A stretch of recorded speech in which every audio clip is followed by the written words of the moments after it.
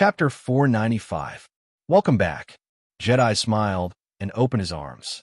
Although Guevara did not describe the battle in detail, Jedis and Galbin knew very well that Han Jin's strength was not likely to be stronger than the fallen angel Catherine. There must have been a lot of near-death experiences. Therefore, Jedis and Galbin brought people to welcome him more than 20 miles away, which was a kind of consolation. Han Jin and Jeds gave each other a gentle hug, and their eyes swept across the welcoming crowd. What's the big deal? Not only did the Legion commanders and generals who stayed behind come out of the city to welcome them, but there were also hundreds of family representatives sent by the nobles. What was more surprising was that behind the crowd, there were girls dressed to the nines, each holding a fresh flower in their hands. The sea of bright flowers stretched as far as the eye could see. Han Jin knew that under Dismark's rule, the Holy Crown City was a relatively prosperous city with a large population. However, he did not expect there to be so many girls. Did Jedis mobilize the whole city? The residents volunteered for this. Jedis laughed. Bullshit. Han Jin did not believe it at all. Even if Jedis did not force the civilians in the city, he must have issued a call in the name of the Holy See. Didn't you want to get countless girls? Congratulations, you've gotten what you wanted. Yelena said eerily behind Han Jin. You who told you that? Han Jin was stunned. Sister Sunir told me. Yelena narrowed her eyes. Are you happy? I just said it casually. She's too sensitive. Han Jin sighed. I guess you're just as sensitive. What's wrong with being sensitive? Yelena did not understand Han Jin's double entendre. She shook her head proudly, and then said in an almost inaudible voice, I must keep an eye on you. Jedis, don't tell me we have to walk back like this. Han Jin couldn't be bothered with Yelena. After all, his evil hands could reach out to her at any time.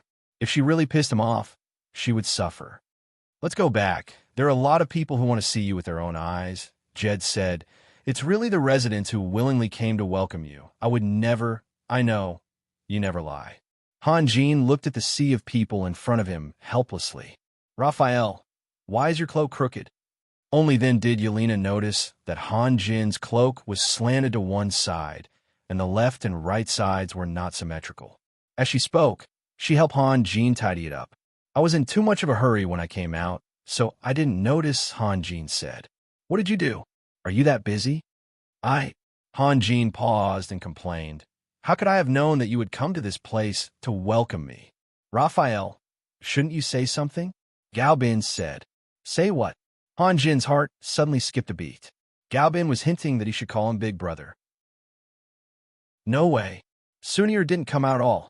How did Galbin know? The news that you defeated the fallen angel Catherine has caused a reaction in the Holy Crown City. It can no longer be described as a sensation. It's more like an earthquake. The Abyssal race has launched an invasion war, and everyone is living in fear of the future. Now, everyone thinks that you can protect them. Gao Bin said slowly.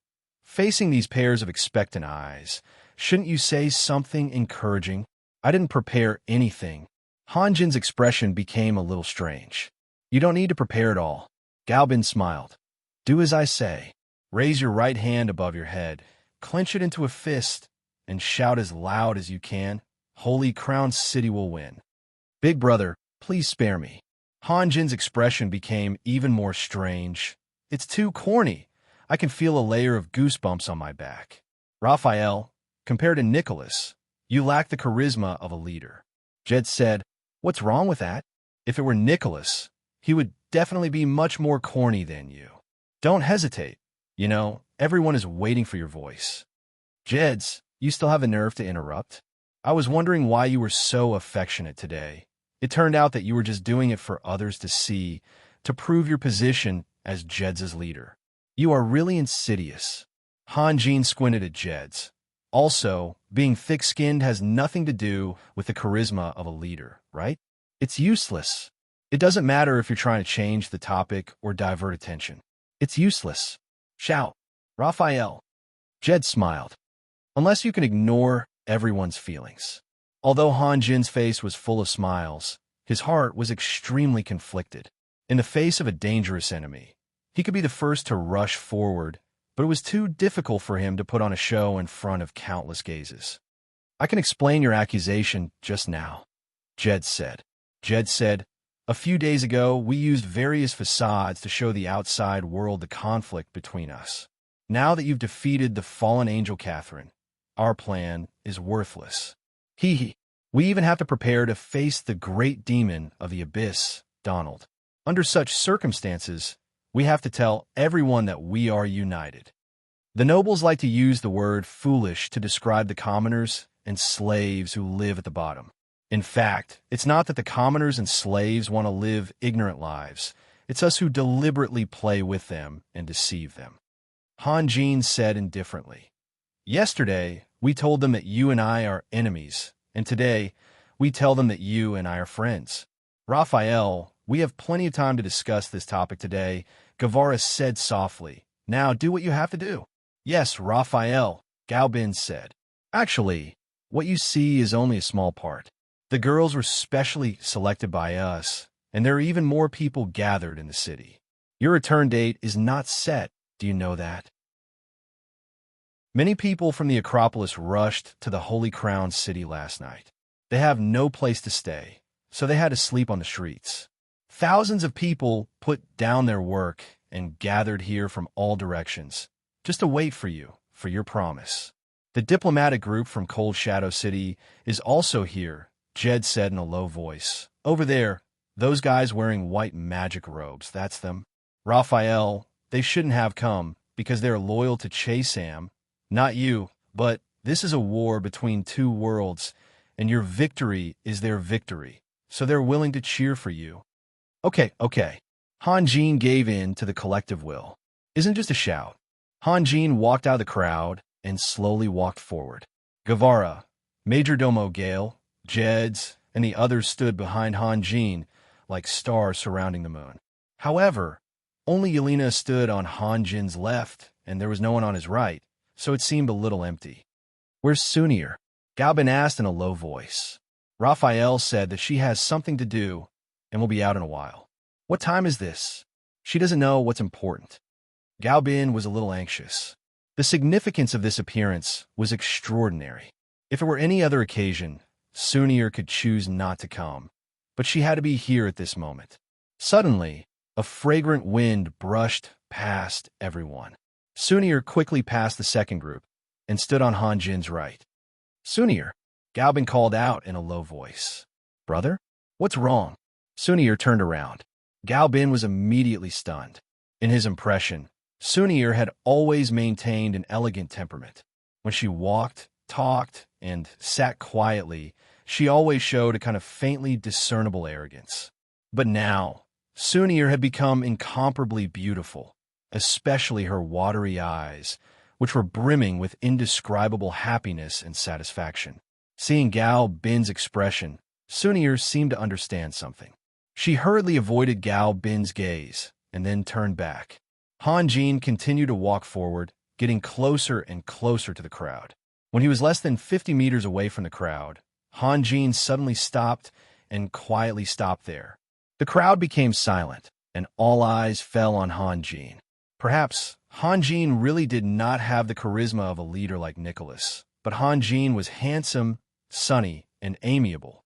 Nicholas could not learn his good points either. Han Jin slowly raised his right fist. "The Holy Crown City will win." Han Jin's voice resounded over the plain like a thunderclap. The crowd was stunned for a moment, and then immediately boiled up, bursting into cheers.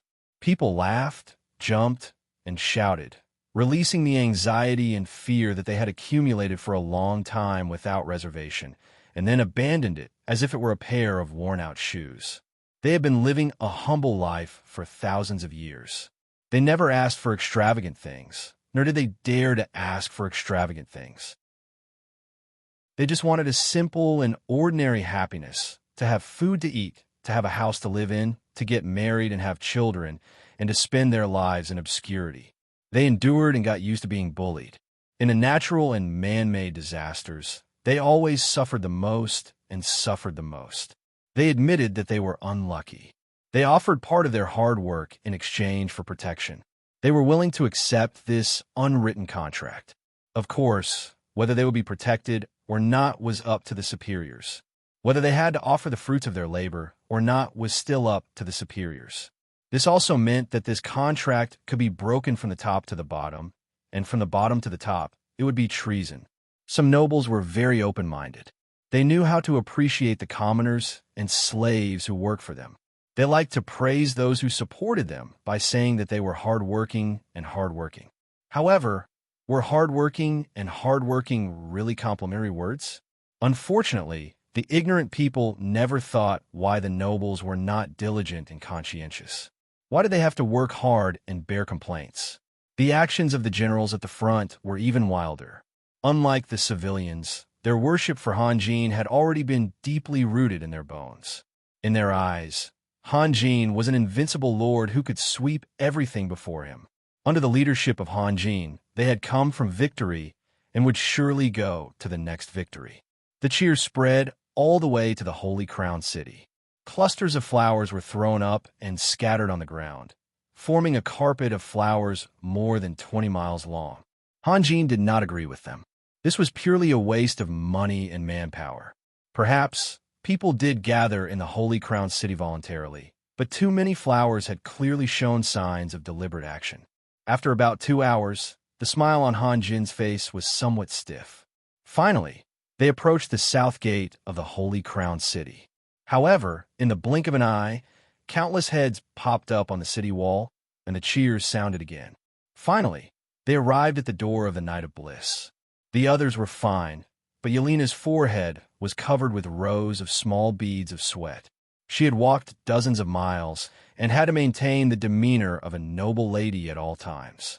Those who had not experienced it could not imagine the hardships. Fortunately, Yelena had survived. As for whether there would be any sequelae, only she knew. After all, it was her first time experiencing such a big scene. The banquet is held here? Han Jin asked.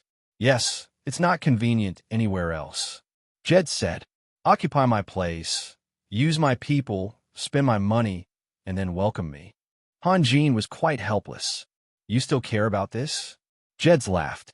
If you allow me to expand my parish in the Acropolis, I can take the money for this banquet. Forget it. Han Jin shook his head. He was worried that Jeds would misunderstand. So he added, Jeds, I don't mean to restrict the development of the Holy See. Look at your Holy See now. How many people do you have? Do you know what it means to spoil things through excessive enthusiasm? I've heard you tell me this story.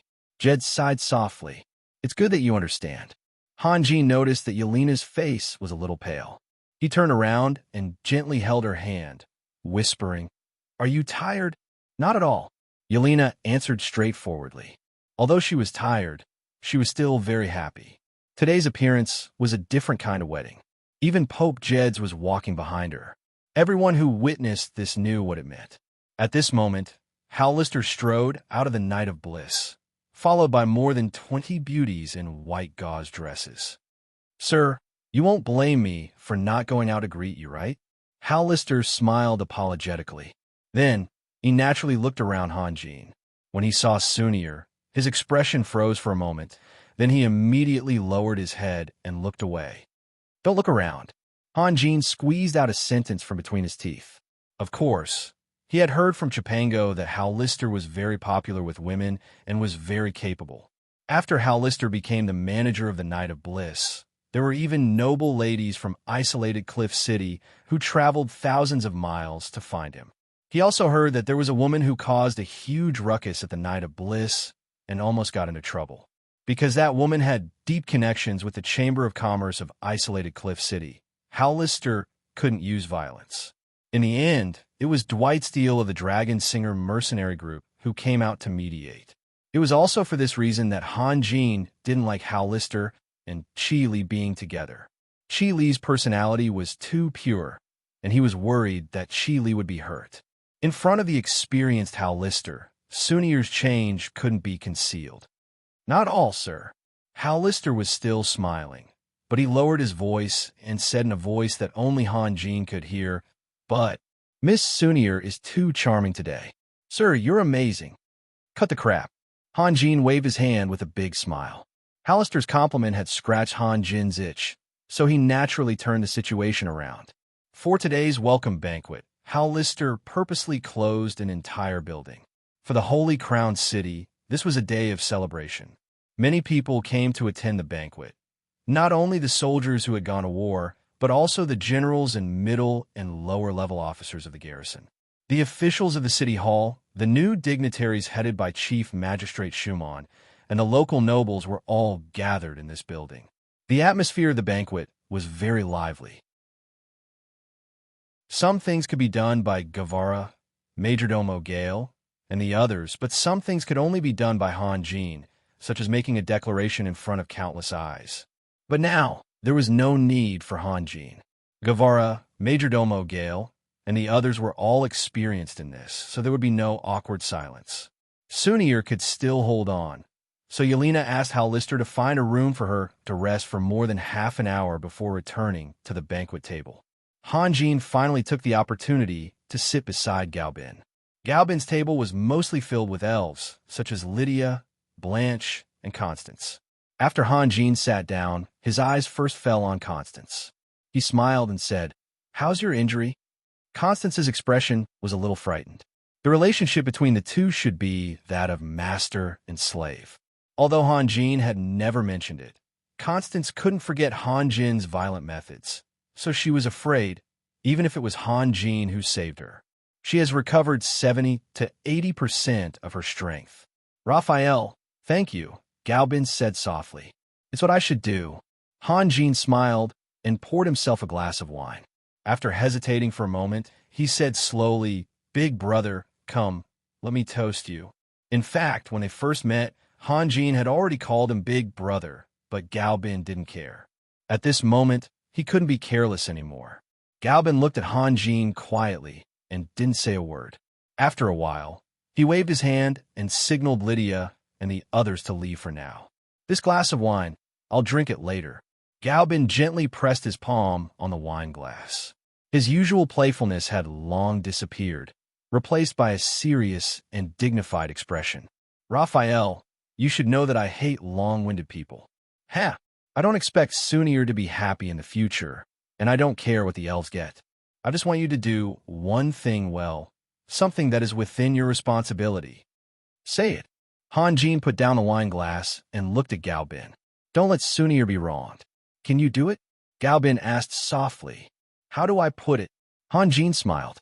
"I cherish Sunir more than I cherish my own life. No matter the situation, I will do my best to not let her be wronged." Galbin was silent for a long time, then suddenly laughed. "I asked you to shout a slogan, and you said it was mushy.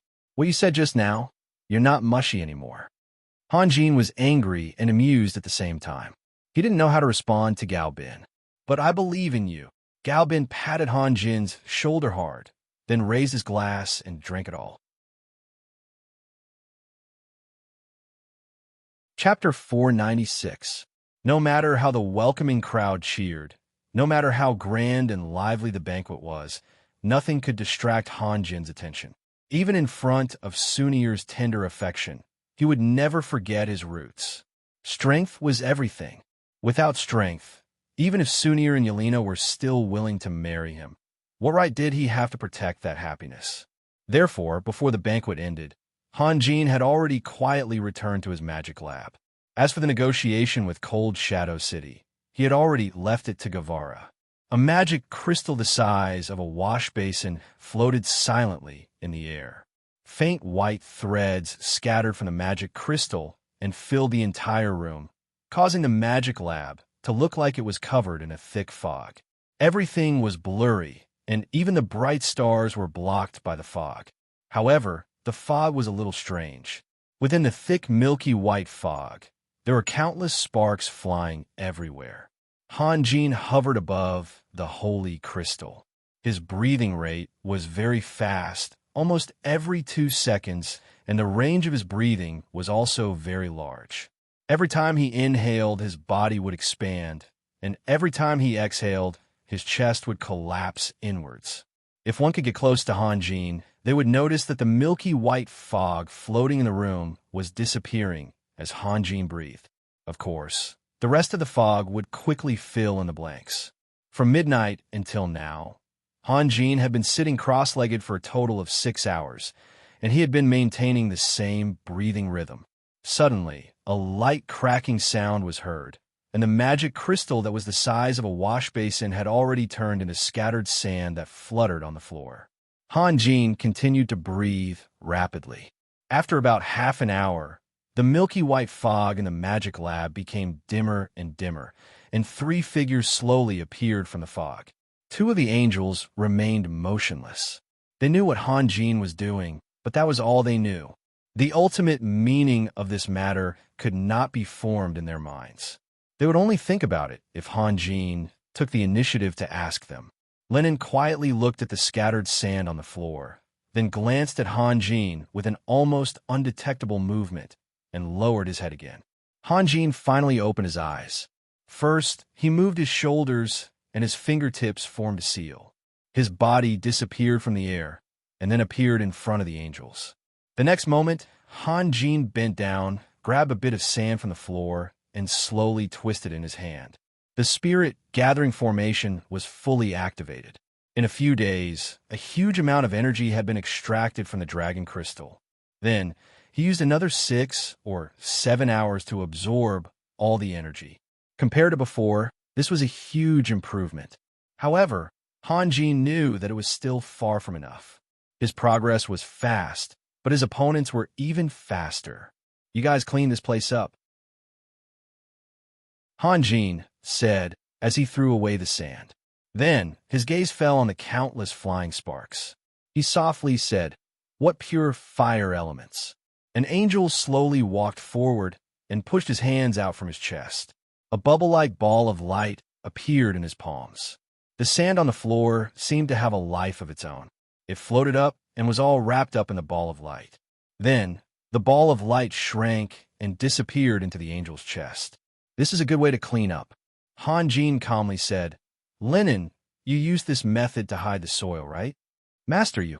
Lennon's body trembled. He didn't dare to lie, but he also didn't dare to admit it. He could only mumble, I know how to do that too." Han Jin smiled. His right hand quickly formed an incantation, and then he waved his hand in the air.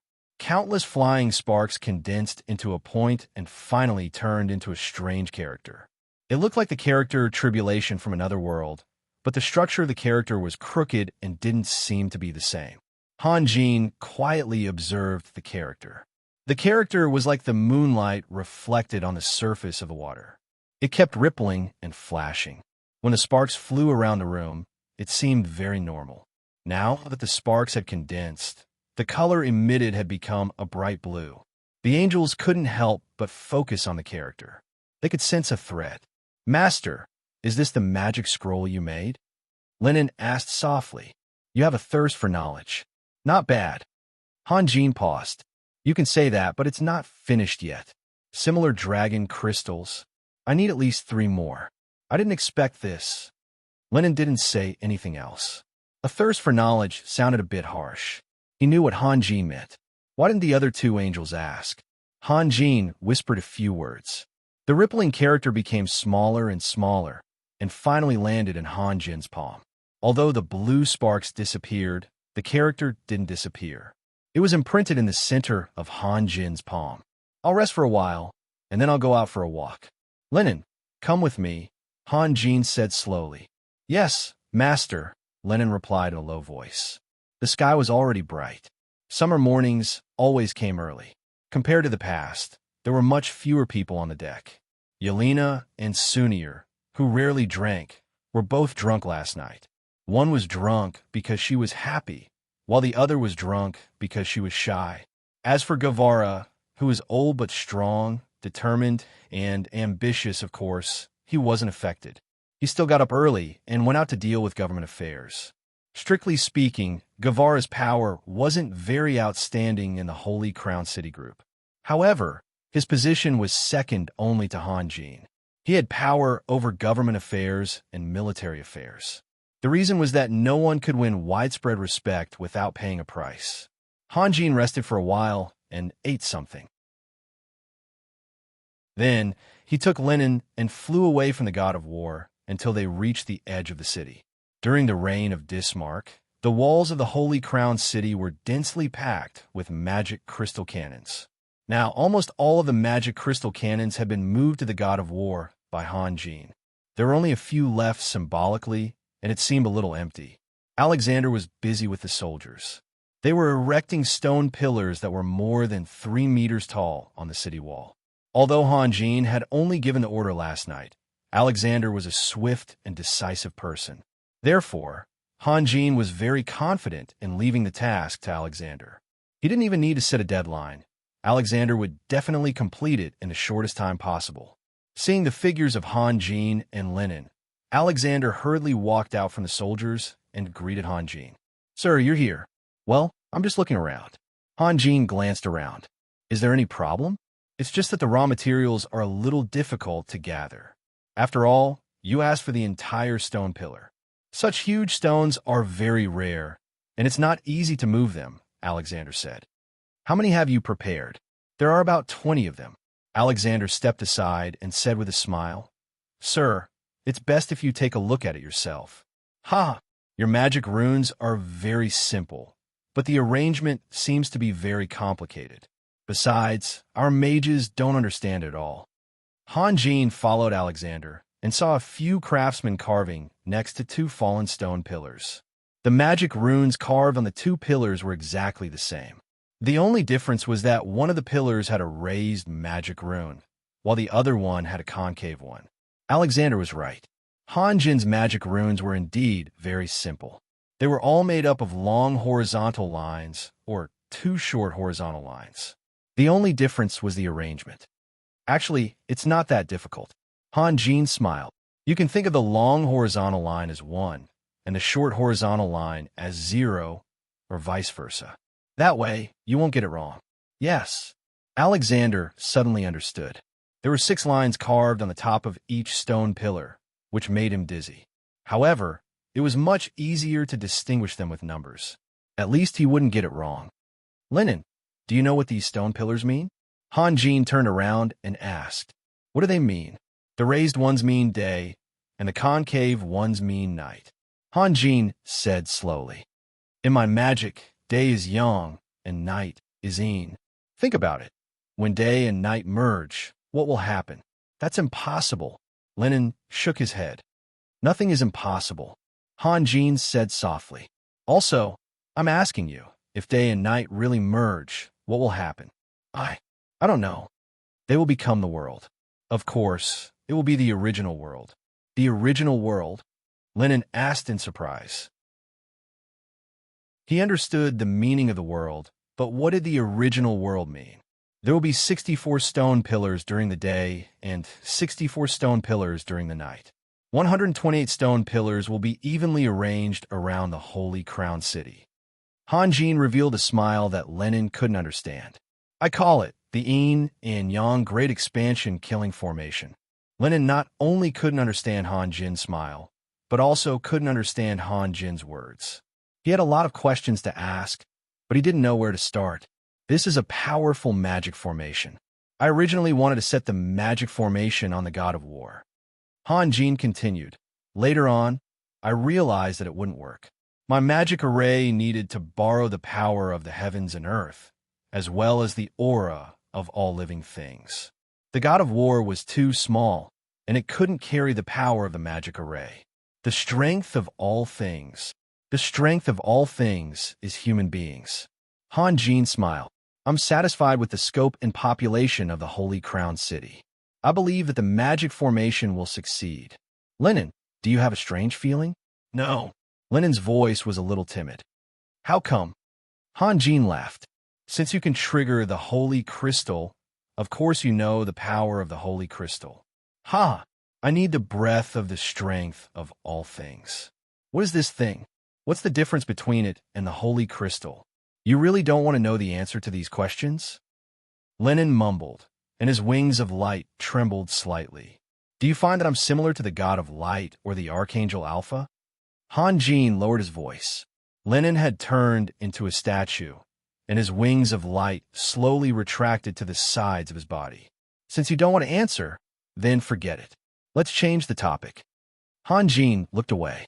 In 2 months, I shouldn't have the energy to do anything else.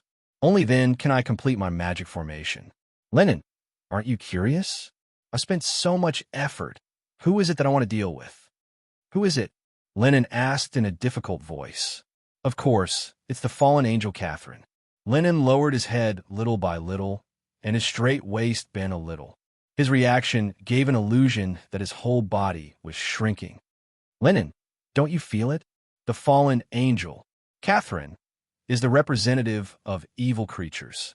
We must, Lennon said intermittently. Don't rush to answer. You have 2 months. You can think about it carefully. Han Jin said lightly. To be honest, the seal in your body has been loosened to the extent that even you can feel it. I didn't interfere with you because I wanted to give you a fair chance to think independently. If angels could sweat, then Lennon's cold sweat would have soaked his entire body. He had always been afraid of Han Jin, not only because of the influence of Tao, but also because he clearly knew that Han Jin could take everything away from him with a wave of his hand, including his life. Master, Lennon immediately prostrated himself on the ground, looking like the most devout believer worshipping the god of light. Alexander's soldiers were better off. Most of them were veterans who had been through hundreds of battles, and the new recruits had also undergone Alexander's strict training. No matter what Lennon did, the soldiers were still busy with their work, as if they didn't see anything. However, the craftsmen were different. When they saw an angel of light kneeling down in front of Lennon, they immediately became noisy. Although they were immediately scolded by the soldiers and returned to their work, their eyes still drifted over from time to time. You can go back first, Han Jin said softly. Think about it carefully, then tell me your thoughts. Remember, I'll give you 2 months at most. Understood, Master, Lennon replied softly, then slowly straightened his body and floated into the air. Sir, this angel seems a little different, Alexander whispered as he looked at Lennon's back. You're right, he is indeed different. Han Jin smiled. After chatting with Alexander for a while, Han Jin walked around the city and went to find Guevara. By the time he returned to the god of war, it was already noon, and Miriam had brought the maids with her to deliver lunch to everyone. Only then did Han Jin realize that Sunir and Yelena hadn't woken up yet. He couldn't help but worry. Because he was in a hurry to train, he didn't wait for the banquet to end. God knows how much Sunir and Yelena drank. Leaving his seat, Han Jin quickly walked down the deck. After hesitating for a moment, he walked towards Yelena's room first. When he opened the door, he saw 2 figures wriggling on the bed. Han Jin's heart skipped a beat. Then he saw a head of smooth golden hair. Han Jin was relieved. So it was Sunir. As he walked closer, he saw that Yelena was lying on her back, taking up most of the space on the bed, while Sunir was lying on her side. Yelena was indeed drunk and couldn't sleep well. Sometimes she would talk in her sleep, and sometimes she would move her body. Sunir, on the other hand, was motionless. Only when Yelena's hands and feet touched her or she talked in her sleep would she open her eyes slightly, then close them again. Her experience living in the jungle made her instinctively alert, but because she was too sleepy, she couldn't resist. If Yelena was a lazy cat basking in the sun, then Sunir was a cheetah who was alert in her sleep, or a drunken leopard. Han Jin was angry and amused at the same time. After watching for a while, he suddenly had the urge to play a prank. He stepped onto the bed, tiptoed, and pushed Yelena to the side, then lay down comfortably in the middle. Yelena's bed was a single bed. Although Han Jin's body wasn't as strong as Morrison's, he was still much bigger than Yelena. He took up half of the space on the bed, and poor Yelena was squeezed to the side of the wall. Perhaps she felt uncomfortable, or perhaps she wasn't satisfied with the dream, but Yelena mumbled something and shook her head vigorously. On one side was a hard wall, and on the other was a flexible body. Yelena, who was in deep sleep, made a reasonable choice.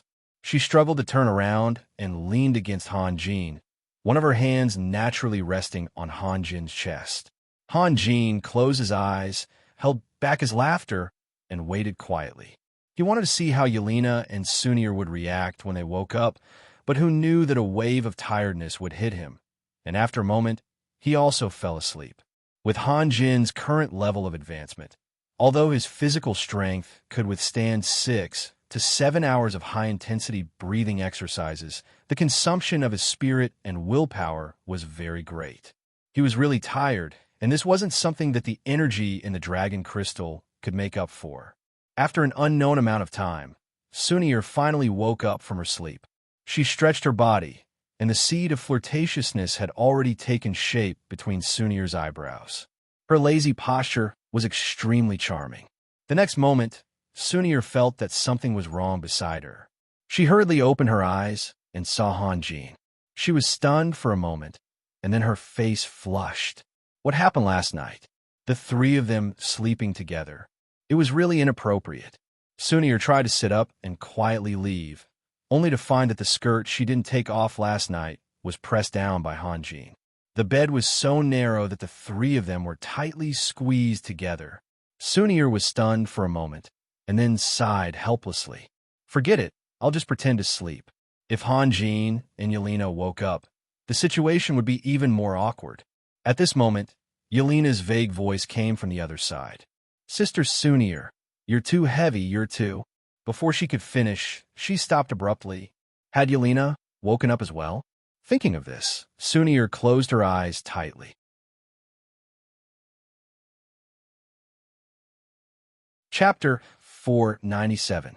Shumon strolled on the street. His eyes swept around, never lingering in any place for too long. When he saw beautiful women that made people's eyes light up, he smiled. When he saw poor beggars, he still smiled. The happiest thing in life was to be proud of one's youth. However, the most dangerous thing in life was also to be proud of one's youth. This was because young people had less self-control and were easily complacent. Once they fell, they might not be able to get up again. Shumon understood that glory and danger coexisted. Therefore, he had to remind himself every day to stay out of the limelight as much as possible. However, most of the time, it was not up to him to make the decision. Han Jin trusted him and liked to call out his name when he was in trouble. Lang Ning admired him, and their relationship was getting better and better. As the first young general to follow Han Jin, Lang Ning played the role of a wind vane in the army. The other corps commanders had to show some respect to Lang Ning and naturally treated Shumon as one of their own. Shumon did not want to advance too quickly. After all, his foundation was not solid. However, he still became the leader of the local nobles and the representative of the rising nobles. Many people were more excited the higher they climbed, but Shumon was more nervous the higher he climbed, especially when he knew that Han Jin intended to let him assist Guevara in handling the government affairs. The string in his heart was about to break. It could be said that he was lucky to be promoted by leaps and bounds within a year. However, it was not that he was worried that Han Jin would not trust him, but he was afraid that he would fail to live up to Han Jin's trust. Therefore, Shumon tried his best to squeeze out some time every day to patrol around like before. This was to remind himself not to forget the hard work he had done in the past. Almost a dozen attendants followed behind Shumon. Some of them were his former bodyguards, and some were his playmates when he was young. As the saying goes, the boat rises with the tide. He had gained power, and it was not too much to help his friends. Otherwise, it was very likely that he would fall out with his friends, and then his foundation would be even weaker. When they reached a crossroad, Shumon decided to stop his patrol for the day. He still had to rush back to the city hall to see if Master Guevara had any instructions for him. A capable assistant was not someone who could easily complete the tasks given by Master Guevara. This was far from enough. Instead, as long as Master Guevara was in trouble, the assistant should immediately appear beside Master Guevara without waiting for his summons. Just when Shumon was about to turn around, he saw a carriage galloping towards him from the East Street. The speed of the carriage was restricted in the Holy Crown City. Except for a few people, no one was allowed to gallop freely in the city. But that carriage was very fast. The coachman was whipping the horse and shouting loudly to make the pedestrians and vehicles on both sides of the street move aside. Shumon narrowed her eyes. Who was so arrogant? A moment later, the carriage approached the intersection. Schumann felt that the coachman looked familiar. After pondering for a moment, he immediately reacted. His memory had always been good. If he wasn't wrong, the coachman should have followed Morrison's and Sassu to Depew City to negotiate with City Lord Molishan. Why was he in such a hurry? Did something happen to Morrison's and Sassu? Just then, another carriage pulled by 4 horses came slowly from a south street. One carriage was fast, while the other was slow, but they met at the intersection. There were no traffic lights in the Holy Crown City, and the width of the street was far less than that of the roads in the other world. Although the carriage coming from the south street was just moving slowly, it was still much faster than the pedestrians walking. When the coachman saw the other carriage rushing towards him, it was already too late to dodge. He could only pull the reins forcefully. The 4 horses were pulled upright. The wheels of the carriage rubbed against the ground for more than 2 meters before they finally stopped. But the coachman of the other carriage obviously didn't know what was going on. He did nothing but watch his own carriage running straight towards the other carriage. Seeing that the 2 carriages were about to crash into each other, the experienced coachman jumped down from the frame of the carriage and grabbed the shaft of the carriage with his backhand.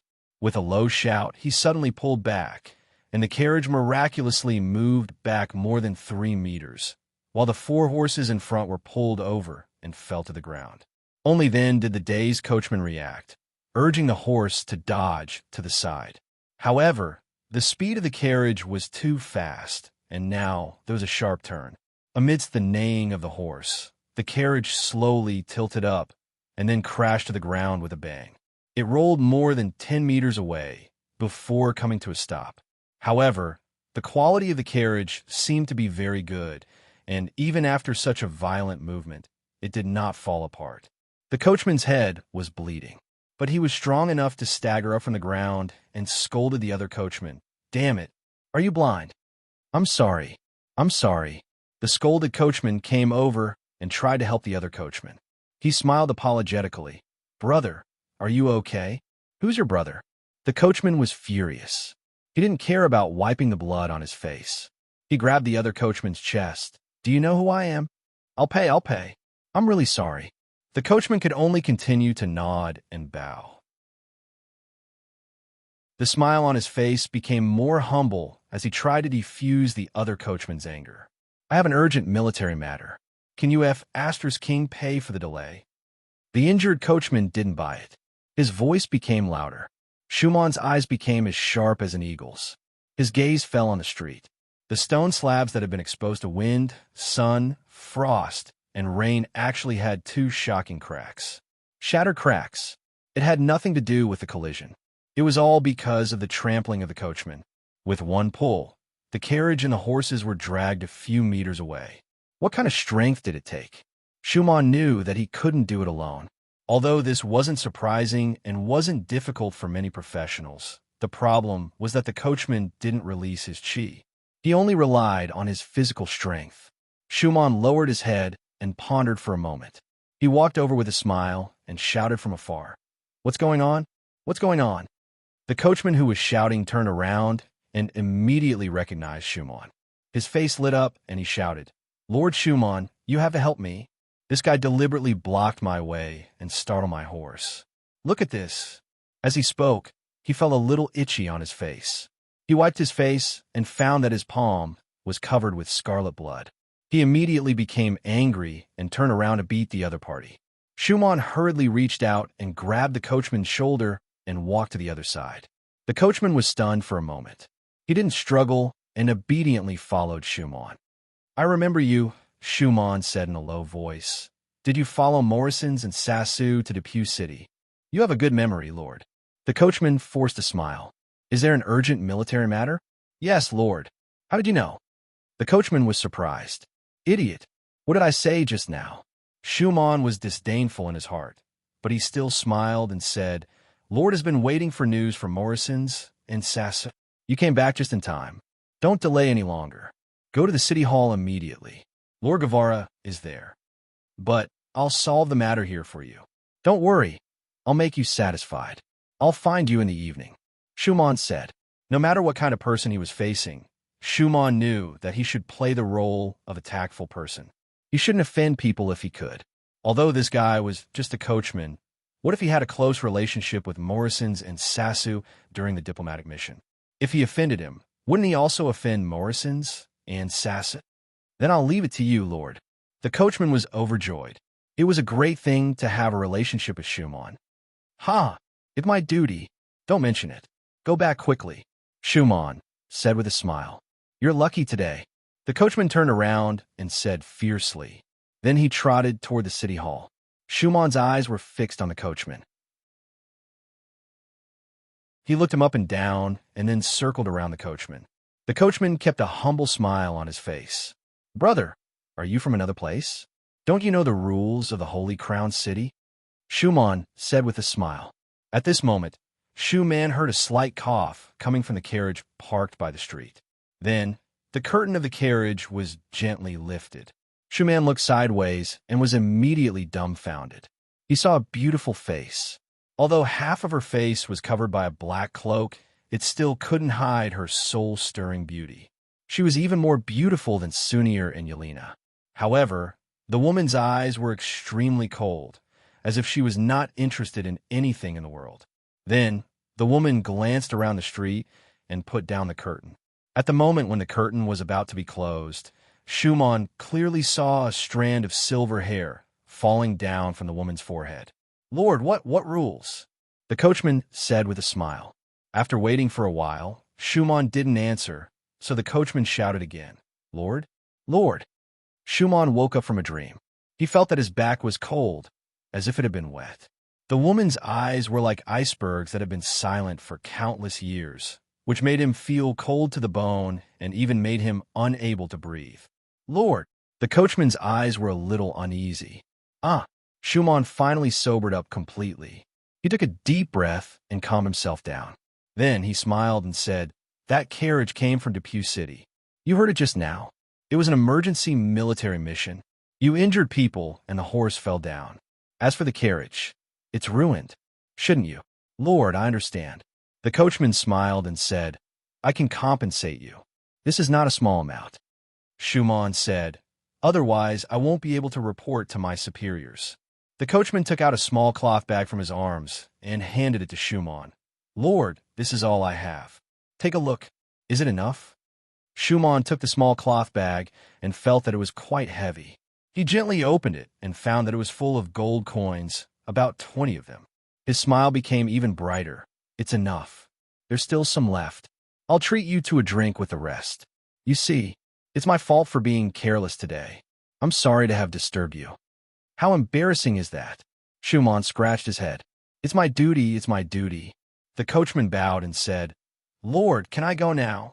Don't be in such a hurry. Schumann looked around. Inside the carriages, it's our Mississippi. Where did you come from? We came from the Freedom Federation. The coachman sighed. Lord, the Freedom Federation has just been attacked by the Abyssal race. I heard that the Holy Crown City is the safest place in this area. Therefore, our Miss decided to hide here for a while. A very wise choice. Schumann patted the coachman's shoulder and felt that the coachman's shoulder muscles were extremely strong. Then he smiled and said, Your Miss is very beautiful. Only the two of you? Yes, yes. The coachman's expression became somewhat unnatural again. Brother, are you willing to do me a favor? Schumann asked mysteriously. Lord, if I can help, I will definitely help. Why don't you introduce me to your miss? Schumann winked, thinking that he was being witty. The coachman's facial muscles suddenly became stiff. Blue veins popped out on the back of his hand and forearm, but Schumann couldn't see anything. He just smiled and stared at the coachman's eyes. Lord, I'm afraid it's not possible. The coachman said with difficulty, lowering his head. Our miss has a very strange temper. Besides, I'm just a coachman. It's not my turn to do this kind of thing. Don't refuse a toast only to be forced to drink a forfeit. Schumann said unhappily.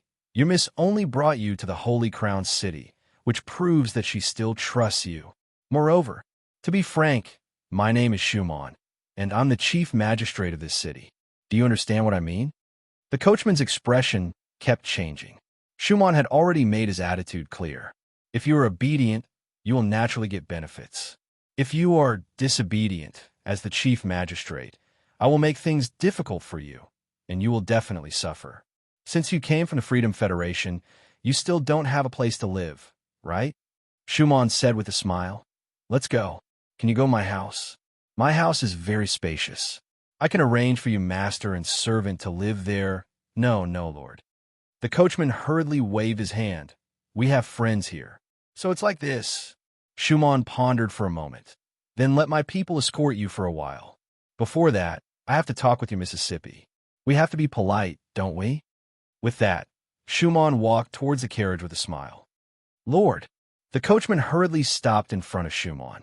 What he wanted to do most was to tear Schumann in half with his hands.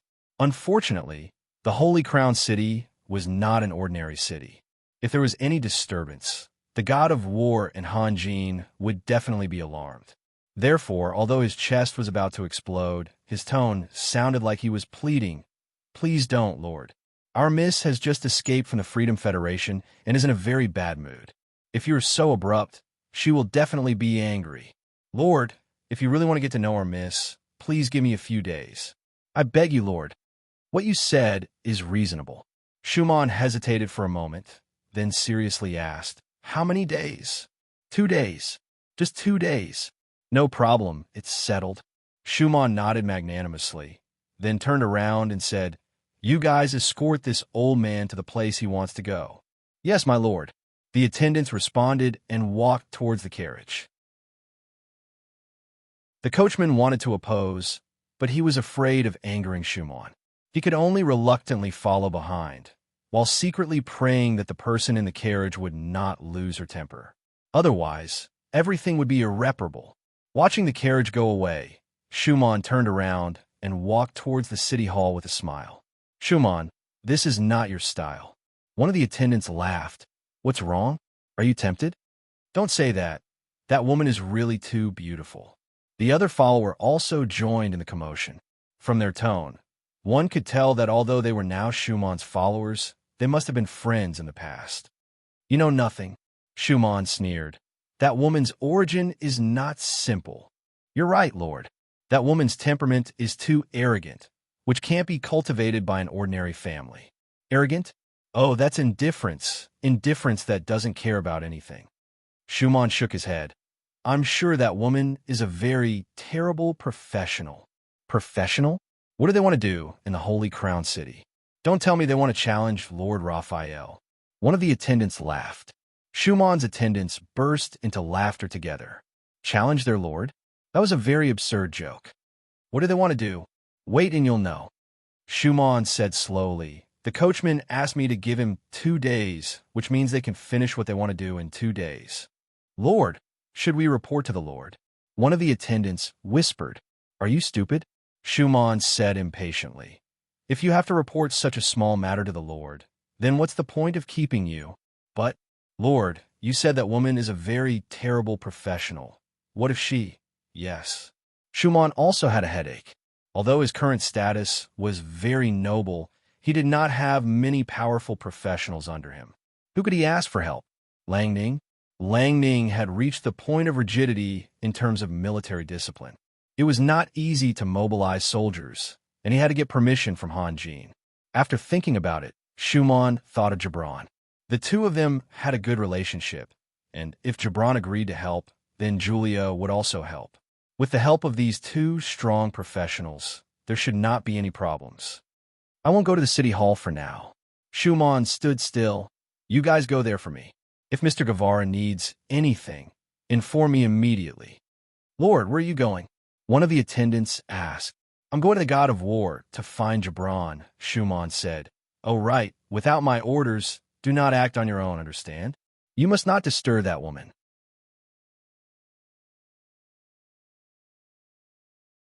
Chapter 498. They are gone.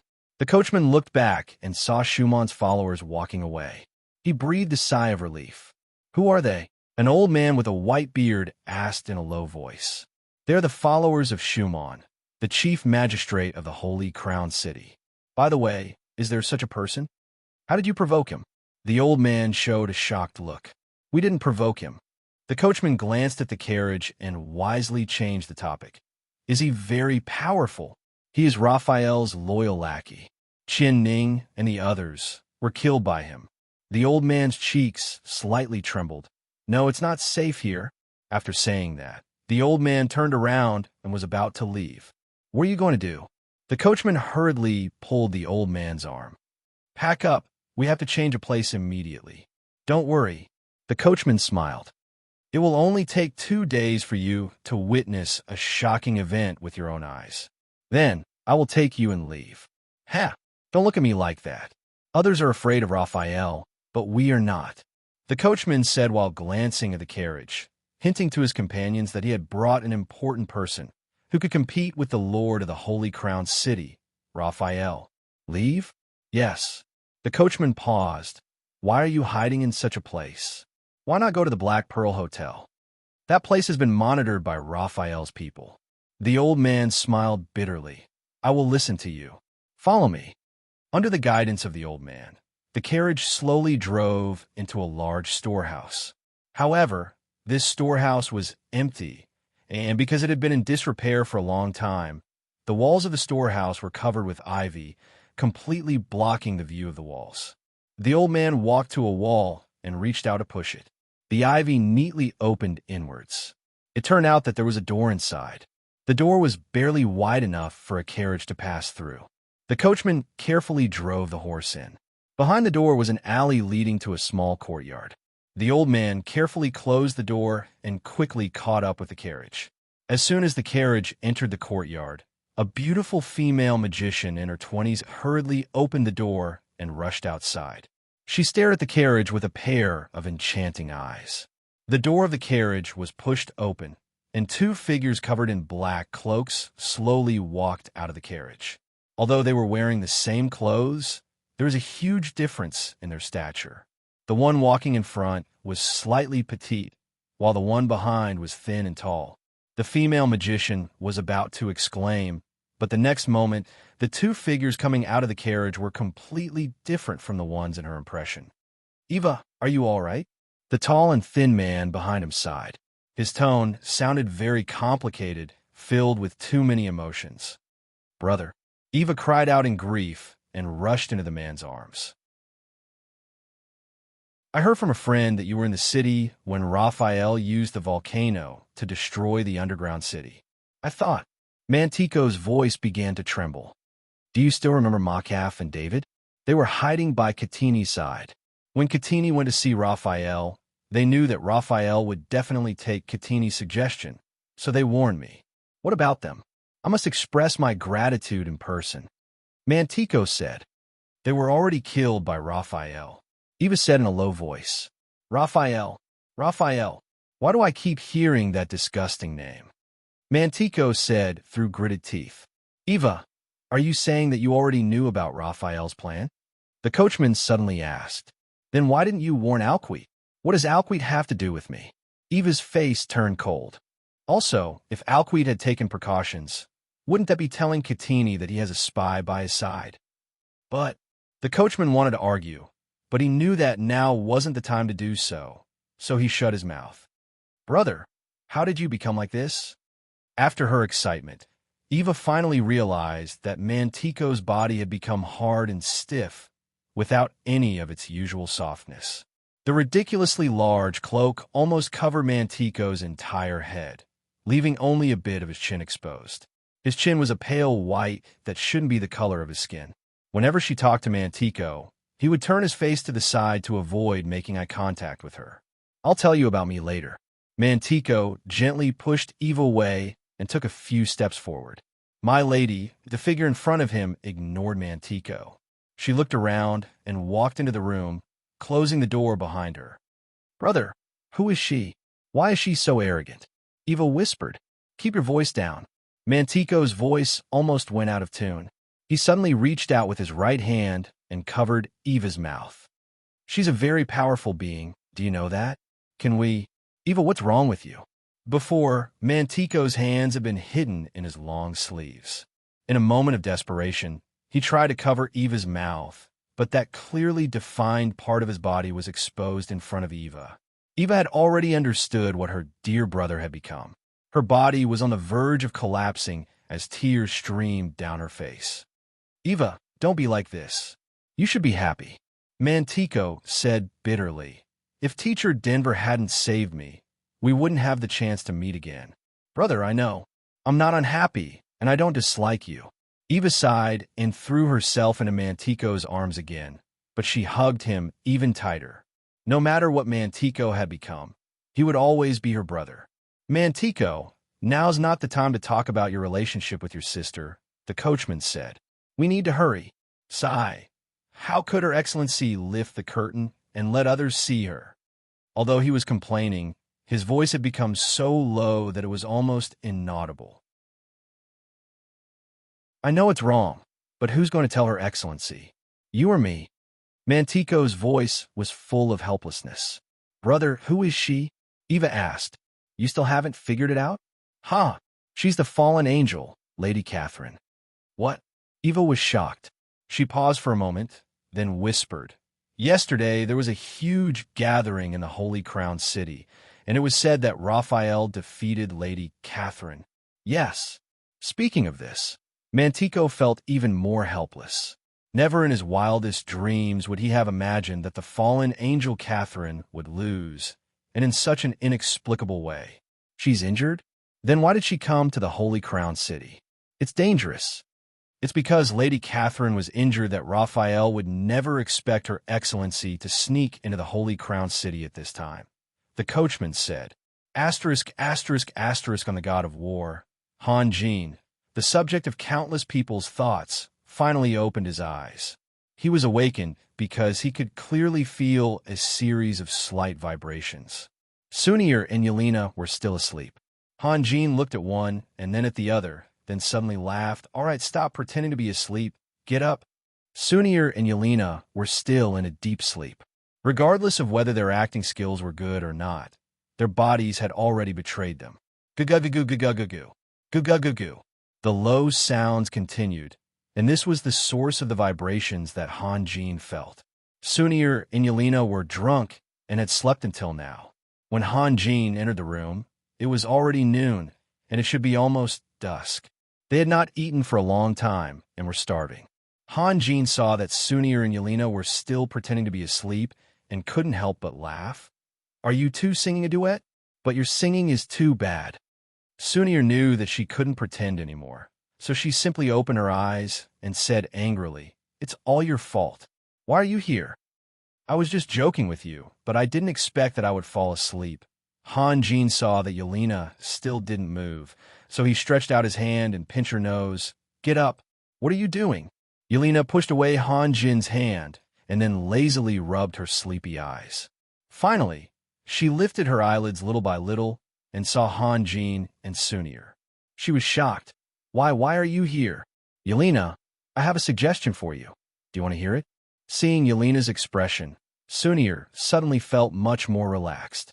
She was not the most humiliated one, and there was someone else to cover for her. "What suggestion?" Yelena asked. "In the future, if you want to deceive people, you should first train with Morrisons. If you can deceive Morrisons, then go to Leger and Sassoon. As for Raphael, he should be your final target." "What do you mean?" Yelena didn't quite understand. Sunir and Han Jin looked at each other, and both of them held back their laughter. They knew that Yelena was shy and didn't want to make it too obvious. Sunir jumped out of bed. Fortunately, she slept in her clothes last night, so she didn't have to tidy up.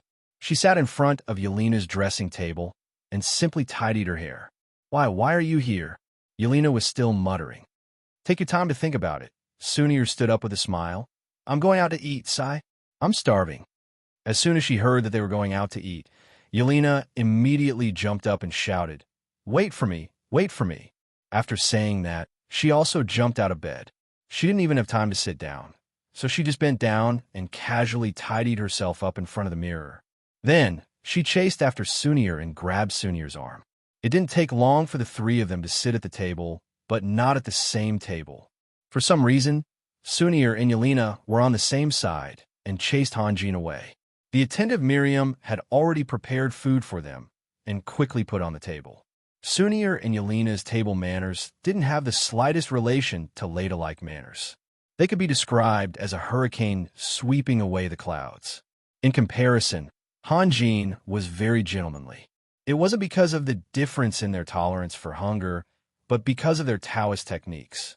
As his realm increased, Hanjin's requirements for ordinary food became more and more indifferent. I'm so full. When the unbearable emptiness became satisfied, Yelena happily leaned back in her chair and sighed. Sunir smiled and pointed at the corner of her lips, indicating that there was something embarrassing there.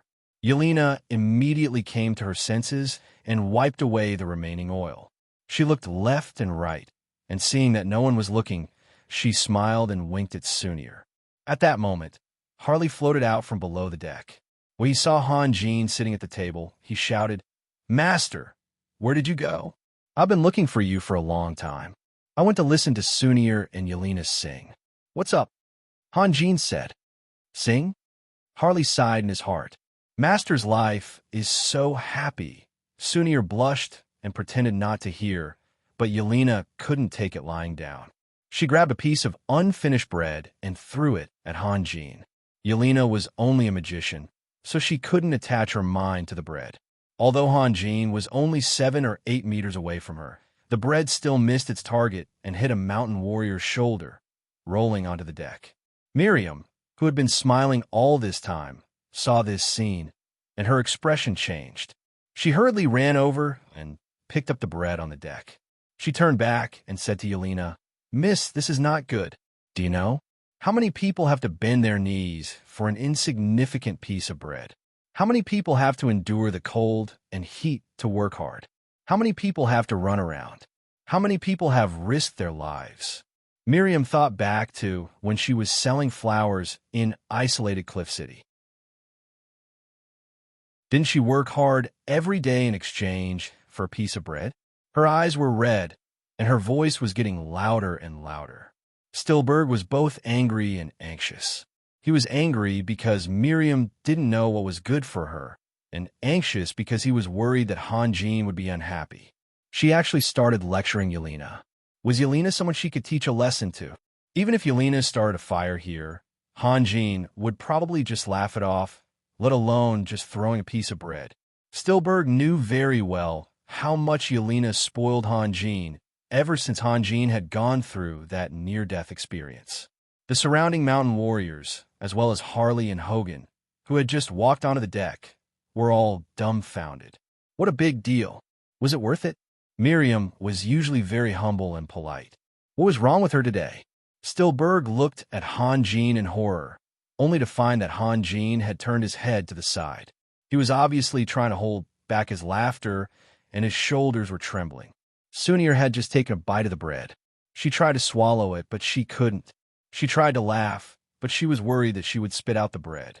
She lowered her head, covered her mouth, and forced herself to endure. Only Yelena was the most pitiful. She sat there in a daze, listening to Miriam's scolding without making a sound. After a moment of excitement, Miriam finally calmed down. Only now did she feel uneasy, and her endless speech came to an abrupt end. She said in a low voice, "Miss Yelena, I was wrong. I'm sorry." Yelena said honestly. Yelena said honestly, "Sister Miriam, please don't be angry. I promise I won't do it again." "No, miss, it was my fault." Miriam felt even more uneasy when she saw Yelena apologize to her in front of everyone. "It was my fault," Yelena said. "How about this? I'll eat it as punishment." Yelena snatched the bread from Miriam's hand. "Don't. Miss, it's already dirty." How could Miriam let Yelena eat something dirty? She immediately snatched the bread back. "Let me be the judge." Hanjin laughed. Miriam is definitely not wrong, but Yelena... At this point, Hanjin couldn't help but laugh out loud. Yelena was once again angry. Because of Hanjin, she had been hungry for half a day. Because of Hanjin, she had been scolded. Now, Hanjin was laughing at her. How could she take it? Yelena subconsciously touched the plate, but when she looked at the bread in Miriam's hand, she couldn't help but feel discouraged. An exquisitely made plate was definitely more expensive than the bread, so she should just forget about it. Hearing Hanjin speak, Miriam's expression finally improved.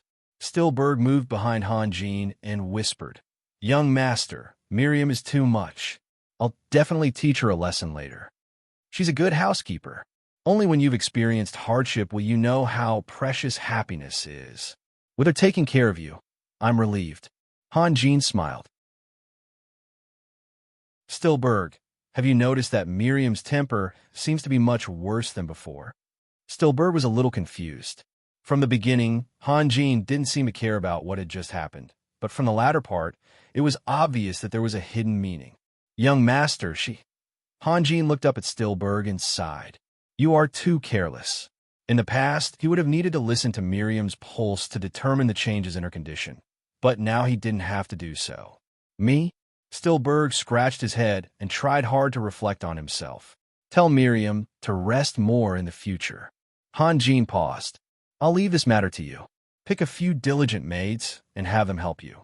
Young master, don't tell me you hate Miriam? Stillberg felt his heart skip a beat. Idiot, you'll understand in a few days. Han Jin said helplessly, then changed the topic. Harley, come here. What do you want from me? He had seen the changes in Miriam through aura observation. Perhaps even Miriam herself didn't know about it. He felt a little strange for him to be the first to point it out. He decided to wait a few days for Stillberg and Miriam to understand. Master, those vampires have been taken care of, Harley said. Hogan, hurry up and report what those vampires told you to Master. Hogan glanced at Harley from behind. He couldn't be bothered to lower himself to Harley's level. If he took Harley too seriously, Harley would be happy. If he didn't take Harley seriously, Harley would still be happy. There was nothing Hogan could do about this kind of monster.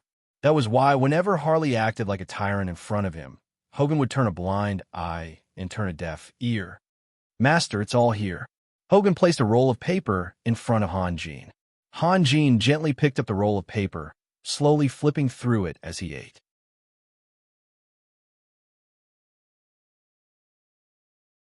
Chapter 500. The crowd gathered in the Holy Crown City gradually dispersed. The atmosphere had just quieted down, but in the blink of an eye, it became lively again. This was because there was a message from the City Hall that Lord Raphael was preparing for his wedding. Wedding had always been an important event in life, and a lord's wedding was naturally the most important event. However, the specific date had not been set. Gao Bin had said that he was in the Holy Crown City, while Grand Duke Solomon was in the capital of elements, thousands of miles away. His only daughter was about to get married, and Solomon would definitely bring Lady Tiffany to attend the wedding. It sounded simple, but there were too many things that needed to be coordinated. What was more complicated was that there was a unique custom here. If one wanted to marry Sunir and Yelena, he had to make a formal request to Gao Bin and Grand Duke Solomon respectively, and get the approval of their parents. Although it was already set in stone, the procedure was indispensable. This day, Yelena dragged Sunir to go shopping early in the morning. Knowing that the wedding had been put on Han Jin's schedule, she was the most excited person. Sunir knew that she should at least pretend to be calm, but Yelena did not care so much. Besides, she believed that it was right to show her inner joy and happiness. She wanted to go shopping with Sunir yesterday, but because of the hangover, she slept until the afternoon. Today, she could not delay her business anymore. Yelena and Sunir, who were getting along with each other, walked hand in hand from shop to shop. If Han Jin could accompany them, they would be very happy. It turned out that no love could be perfect. What Han Jin could give them was something that ordinary men could not have, but they would also lose some of the fun in life. It was hard to imagine that Han Jin, who had to push government and military affairs to others, would accompany them to shop. Therefore, Yelena and Sunir were very wise and did not invite Han Jin at all. In a clothing store, Yelena took a fancy to a white gauze. She kept gesturing in front of her coat mirror, imagining how she would look if she wore a wedding dress made of this material. The Holy Crown City was relatively rich, but the material level of the whole continent was relatively poor, so it was impossible to have a variety of ready-made clothes. Under normal circumstances, she would choose the material herself and then let the tailor in the store sew it. Sunir stood in front of the window, smiling at Yelena, who was showing off. Maybe it was a coincidence, or maybe it was a kind of luck, but Sunir and Yelena's personalities were completely different. This was the prerequisite for them to be harmonious. Yelena's, of course, and Yelena's words. Can I? Yelena was a little uncertain. Our Yelena looks good in anything. Sunir smiled. Yelena put the gauze back on the table proudly. Sister Sunir, have you thought about it? What do you want to wear on the wedding day? It's still early, Sunir said. Hanjin's proposal letter had been sent out, but Solomon's reply had not arrived yet. The wedding would be held in a few months at the earliest. After all, it was too far away. Time flies, Yelena said. You have to be prepared first. I'm not as impatient as you. Sunir smiled and looked away. Suddenly, she saw a familiar figure. She hurriedly looked out of the window. Sister Sunir, what do you see?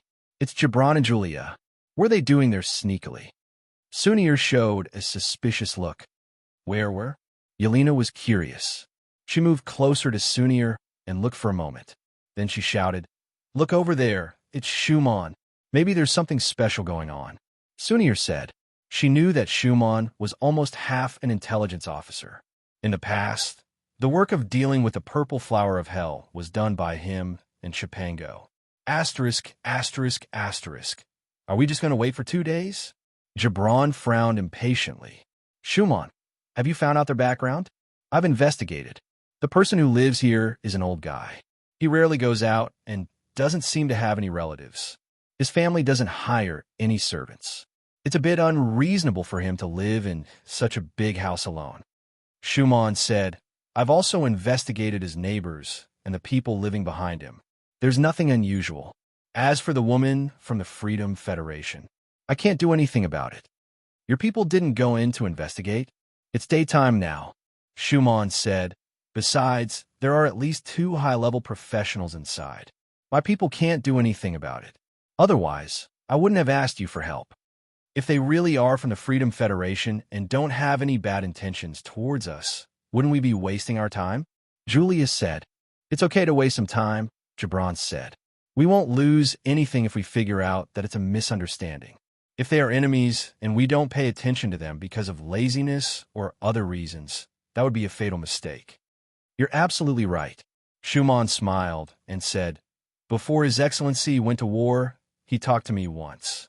He was going to learn some experience from Majordomo Gale, and then form his own spy team. As for the choice of spy leader, His Excellency should want to choose between 2 people. Who? One is Chipango, and the other is you, Shuman said. His Excellency wants you to take on the responsibility, but he's worried that putting these things on your shoulders will affect your relationship with Julia. Speaking of this, I have another question. Gibran, is His Excellency going to hold a wedding? Do you and Julia have any thoughts about it? Although Shuman was young, he wasn't an ordinary 2nd or 3rd generation noble. He was very good at reading people's minds. Hanjin didn't talk to him about this to ask for his opinion, but to signal him to pass the message to Gibran and let him make his own decision. So, after completing the mission, he immediately changed the topic. Gibran looked at Julia and said hesitantly, We originally planned to hold a wedding soon, but we didn't tell anyone. Now we can only postpone it. Shuman immediately understood Gibran's difficulties. Hanjin was preparing for a wedding, and then Gibran suddenly announced his marriage to Julia. It would give people the feeling that he wanted to steal the limelight. Gibran and Julia were both reasonable people. They knew that this kind of thing couldn't be sloppy. Even if Hanjin and Sunir didn't care, it would still be easy to be criticized. Shuman thought for a moment and said with a smile, You can hold a secret wedding in secret and then do whatever you need to do. You can make up for it in public later. If you're tight on money, tell me. This thing is not used to scare people. After saying that, Shuman patted the Viscount medal on his chest, showing that he was a rich noble. What do you mean, do what you need to do? Julia blushed. You men are all bad. Can't we talk about something else? What kind of person do you take me for? Gibran glanced at Shuman with disdain. Shuman saw Gibran's confident expression and thought to himself, You brat, don't tell me you've already done it? If Julia wasn't here, he definitely wouldn't give Gibran any face, but now is not the time to talk nonsense. Okay, let's talk about something else. Shuman's expression suddenly froze. That woman seems to be walking inside. Which one? Gibran turned his head to look, and his expression changed drastically. He grabbed Julia and shrank into the corner. Schumann was a little surprised, but he still maintained his calm expression. He waited for a moment, then slowly walked toward Gibran and Julia as if nothing had happened. The three people's attention was attracted, and no one noticed that Sunir and Yelena were looking at them from the window on the second floor opposite them. Gibran, what's wrong? Julia asked in a low voice. It's Eva. Gibran's eyes flashed coldly. Eva? She's not dead. Julia was shocked. Who is Eva? Schumann asked in a low voice. The woman you saw just now. You know her? Of course, she's an old friend. Gibran sneered. Schumann could see that Gibran hated that woman, but this was related to his next move, so he had to get a clear answer. Schumann asked in a low voice, Is she an enemy? That was a few years ago. If it wasn't for Chipango, we might have been killed long ago, Gibran said. She's a mercenary? Schumann knew that Gibran and Julia were both members of the Red Vanguards. She's from the Abyss mercenary group. Gibran nodded. Her brother is Mantico, the leader of the Abyss mercenary group. The Abyss mercenary group? Schumann was stunned, then smiled sarcastically. Even if they all came from the Abyss world, they shouldn't be called that, right? They're too arrogant. Aren't they afraid of becoming the common enemy of all mercenaries? You haven't been to isolated Cliff City, so you don't understand the situation there. Mercenaries have a lot of freedom, and the Mercenary Association's job is to maintain the rules that they have to follow. As long as they don't break the rules, no one will interfere with the mercenaries' freedom.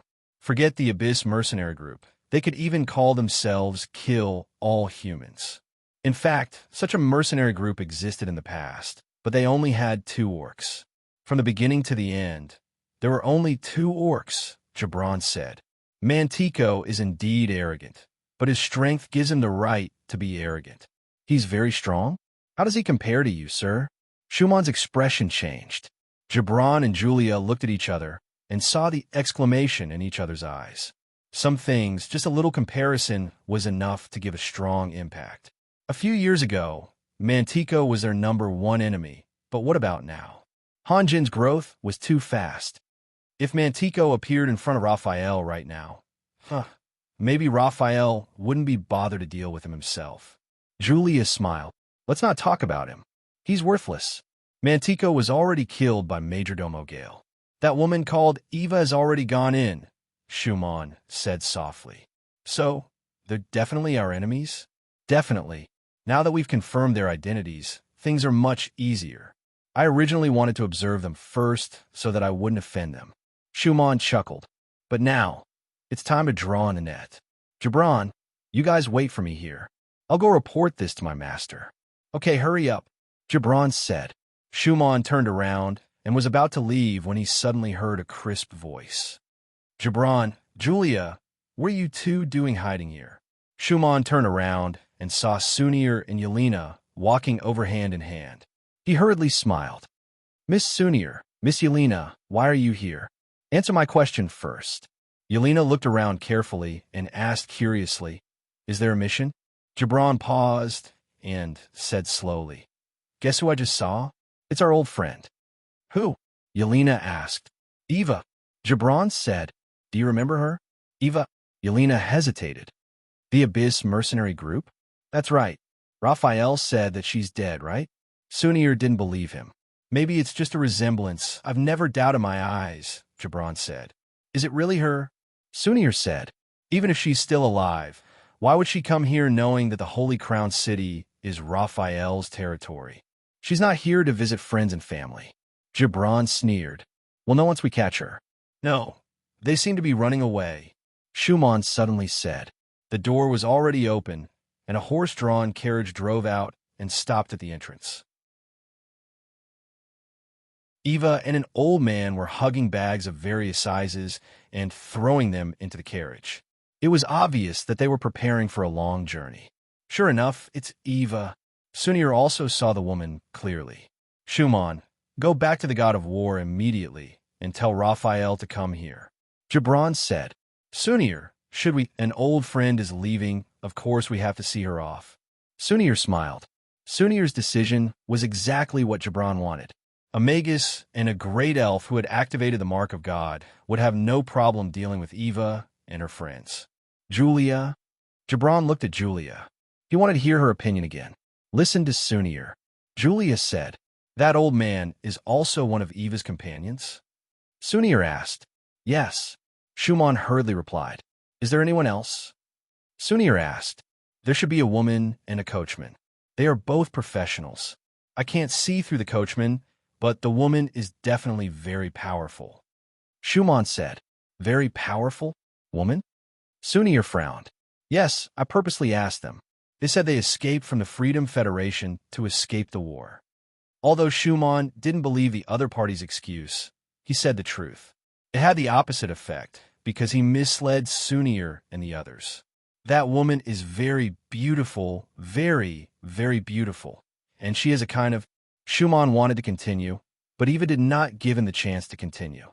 She entered the carriage with the old man, and the carriage started to move slowly. "Schumann, let's do as we agreed. Go back and inform Raphael immediately." Gibran said, "Let's go." The carriage only moved about 20 meters before it had to stop. Yelena floated above the street, and the magic staff in her hand was already pointed at the carriage. "Miss, what are you doing?" The strong coachman slowly put down his whip. "Eva, we've all known each other for a while. It's rude to leave in such a hurry." Gibran appeared on the left side of the carriage with a gloomy face and spoke in a strange tone. Then, Sunir and Julia also surrounded the carriage. The pedestrians saw the tense situation and hurriedly retreated. However, they didn't run away and stayed in what they thought was a safe place to watch the show. The carriage door was slowly pushed open, and Eva's face appeared. At first, she was confused, then shocked, and then frightened.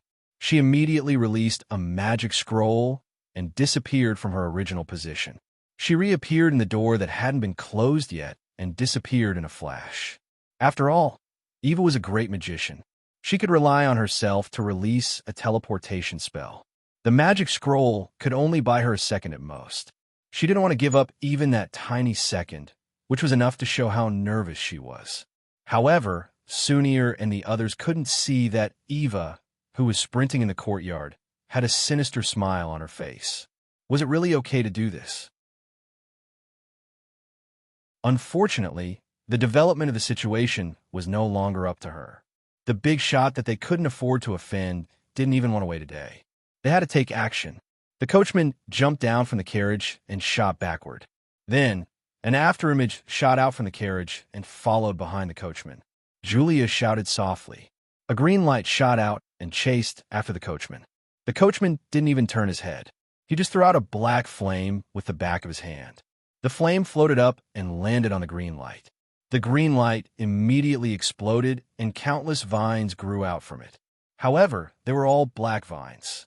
As they grew, they were also rapidly rotting. Corrosive touch? Julia was shocked. Her tree demon arrow rarely had a chance to be shot down halfway. It was obvious that the opponent was much stronger than her. Julia then shouted, "Everyone, be careful. He's an abyss devil." "Yelena, sound the alarm." Sunir shouted. The appearance of the abyss devil made her nervous. Although she had already asked Schumann to inform Hanjin, she was still worried. There was a magic alarm on Yelena. Once it was sounded, the entire city would enter the highest state of alert. Even if the enemy was unexpectedly strong, they should be able to hold on until reinforcements arrived. Yelena waved her hand, and a white light pin shot into the sky. Then it exploded with a boom, forming a condensed cloud that emitted a dazzling light in the sky. Like a conditioned reflex, the magician towers in the city quickly opened one after another. In the blink of an eye, the light curtain of the magic shield had covered the sky.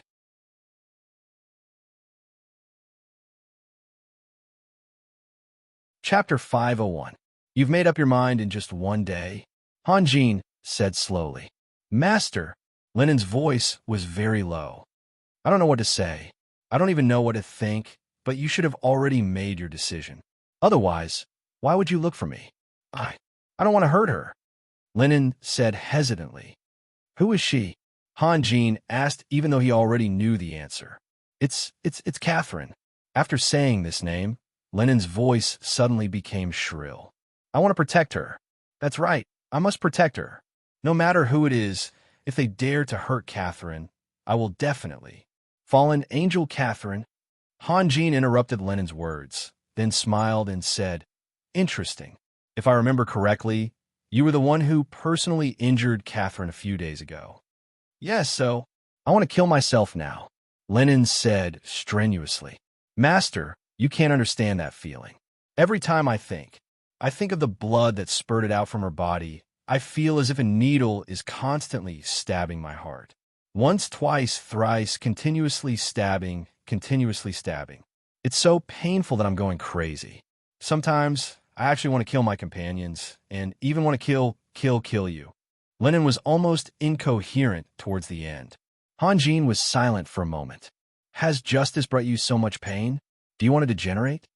No, I want to destroy all evil creatures. Lennon howled, but then his voice became low again. Degenerate? Yes, for Catherine, degenerate. Han Jin quietly observed Lennon. Lennon's body was trembling violently, and his wings of light were trembling as if they were convulsing. Due to the large amplitude, the wings of light were constantly turning into light spots and disappearing without a trace. Even the balance of power could not be maintained. One could imagine how intense the conflict in Lennon's heart was. If Lennon had a personality, he would be on the verge of splitting. I can be honest with you, Han Jin said calmly. You want to protect Catherine. For her, you don't even hesitate to become enemies with anyone. Actually, this is very normal. Why? Lennon's body suddenly stiffened, and then he began to tremble violently. He didn't want to fall, but his master seemed to be looking for a reason for his fall. Because a long time ago, Catherine was your wife. Wife? Lennon could not wrap his head around it. After staying in the battle robe of light for countless years, many things had become strange and distant. He only felt that this term was very familiar, but he could not find a specific definition. Is a wife a companion? You can understand it that way. Han Jin smiled. However, your wife is your closest companion. You can completely entrust your heart and your life to her. For her, you can erupt with infinite courage.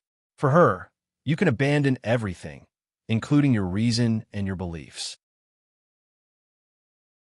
Even if you have to sacrifice yourself for her, you won't hesitate. This is your responsibility and also your happiness. My wife is a companion that will drive me crazy. Lennon asked, Some people say that love itself is a fairy tale that drives people crazy. Han Jin laughed. You're not wrong to think that way. If I still want to protect her, then sooner or later will I fall. I don't know if you will fall, Han Jin said softly. But I know that Catherine fell because of you. What? Lennon became a statue. He did not want to fall. This was his bottom line.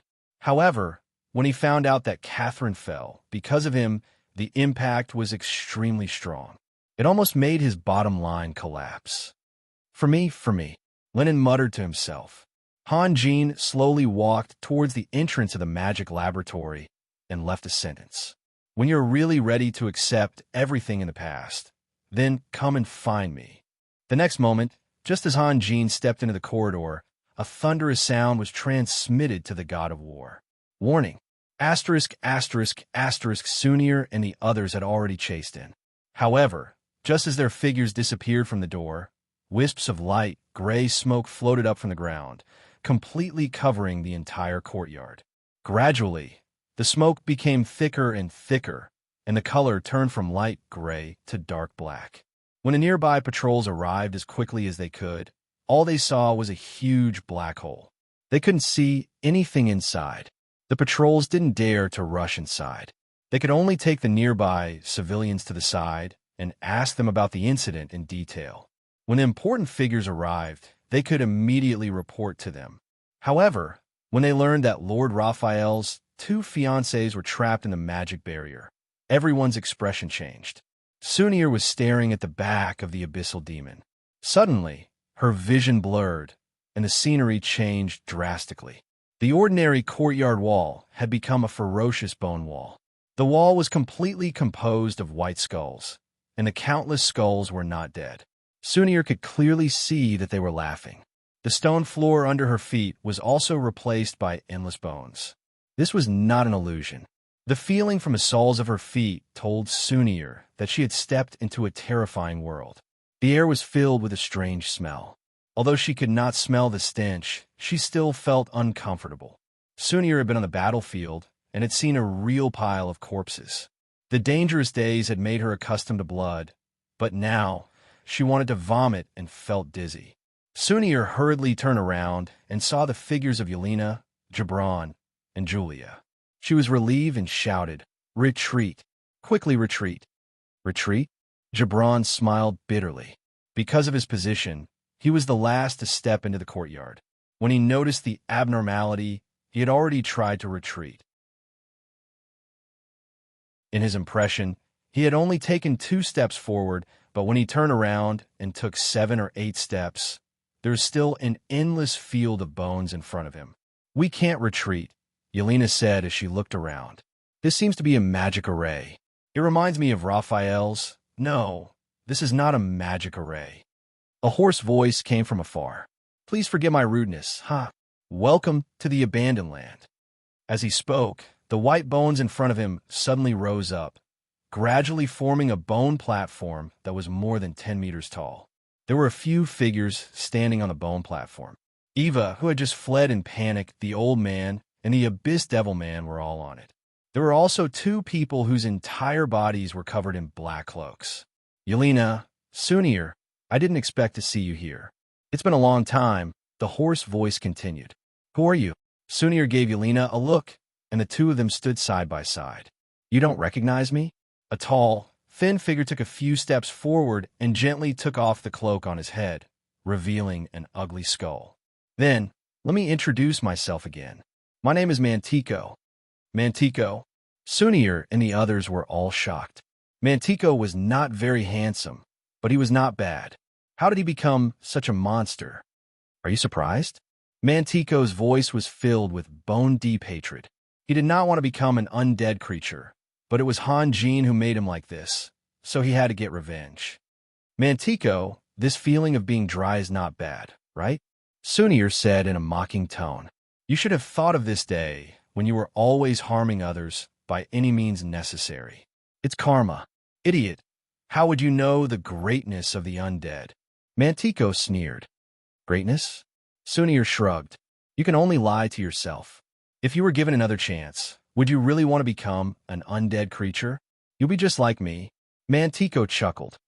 "I promise. However, you will not have any power. In my long life, you will be my only pastime." "What a confident man," Gibran snorted. "The guy who was beaten to the point of pissing his pants still has the face to stand up and brag." Julia said, "Julia, is there something wrong with your eyesight?" Sunir laughed. "Do you think he's shameless?" "That's right." Julia was stunned for a moment before asking, "Are all undead creatures as shameless as him?" "Of course," Yelena said with a smile. "Don't try to stall for time. To me, these tricks are childish." Mantico's tone turned cold. "I'll tell you the truth. What you're standing on is not a magic array, but the real abandoned land. When we found Gibran and Julia, we wanted to lure them in. With Raphael's arrogance, he would definitely rush over to save them. But since Sunir and Yelena are here, Raphael has no reason to avoid battle. Do you understand? We're here to deal with Raphael. You? Haha. This is our paradise, but your hell. Did you notice that your mind power is being strongly interfered with? Yelena, Honorable Magus, can you still use magic?" A light breeze blew across the plain of bones. Countless skeletons let out a series of whimpers. Sometimes they were shrill like howls. Sometimes they were low, like soft murmurs. "You can try," Yelena said. Sunir and the others were silent. They had all noticed the abnormality. Archers and thieves didn't have high requirements for mind power, but for a mage, mind power was the foundation. They knew that Yelena was just being stubborn. Should we wait for that Raphael to come, or play for a while? The Abyss Devil said with a chuckle. Mantico looked back, but the petite woman in black didn't say a word. He paused, then slowly said, I've always been curious about Raphael's personality. Is his heart too soft or too hard? This is a good opportunity, so don't kill them. I want to torture them bit by bit in front of Raphael. Huh? Can he still use his full power? Maybe he'll give up resisting, or even kneel down and beg us. Eva laughed.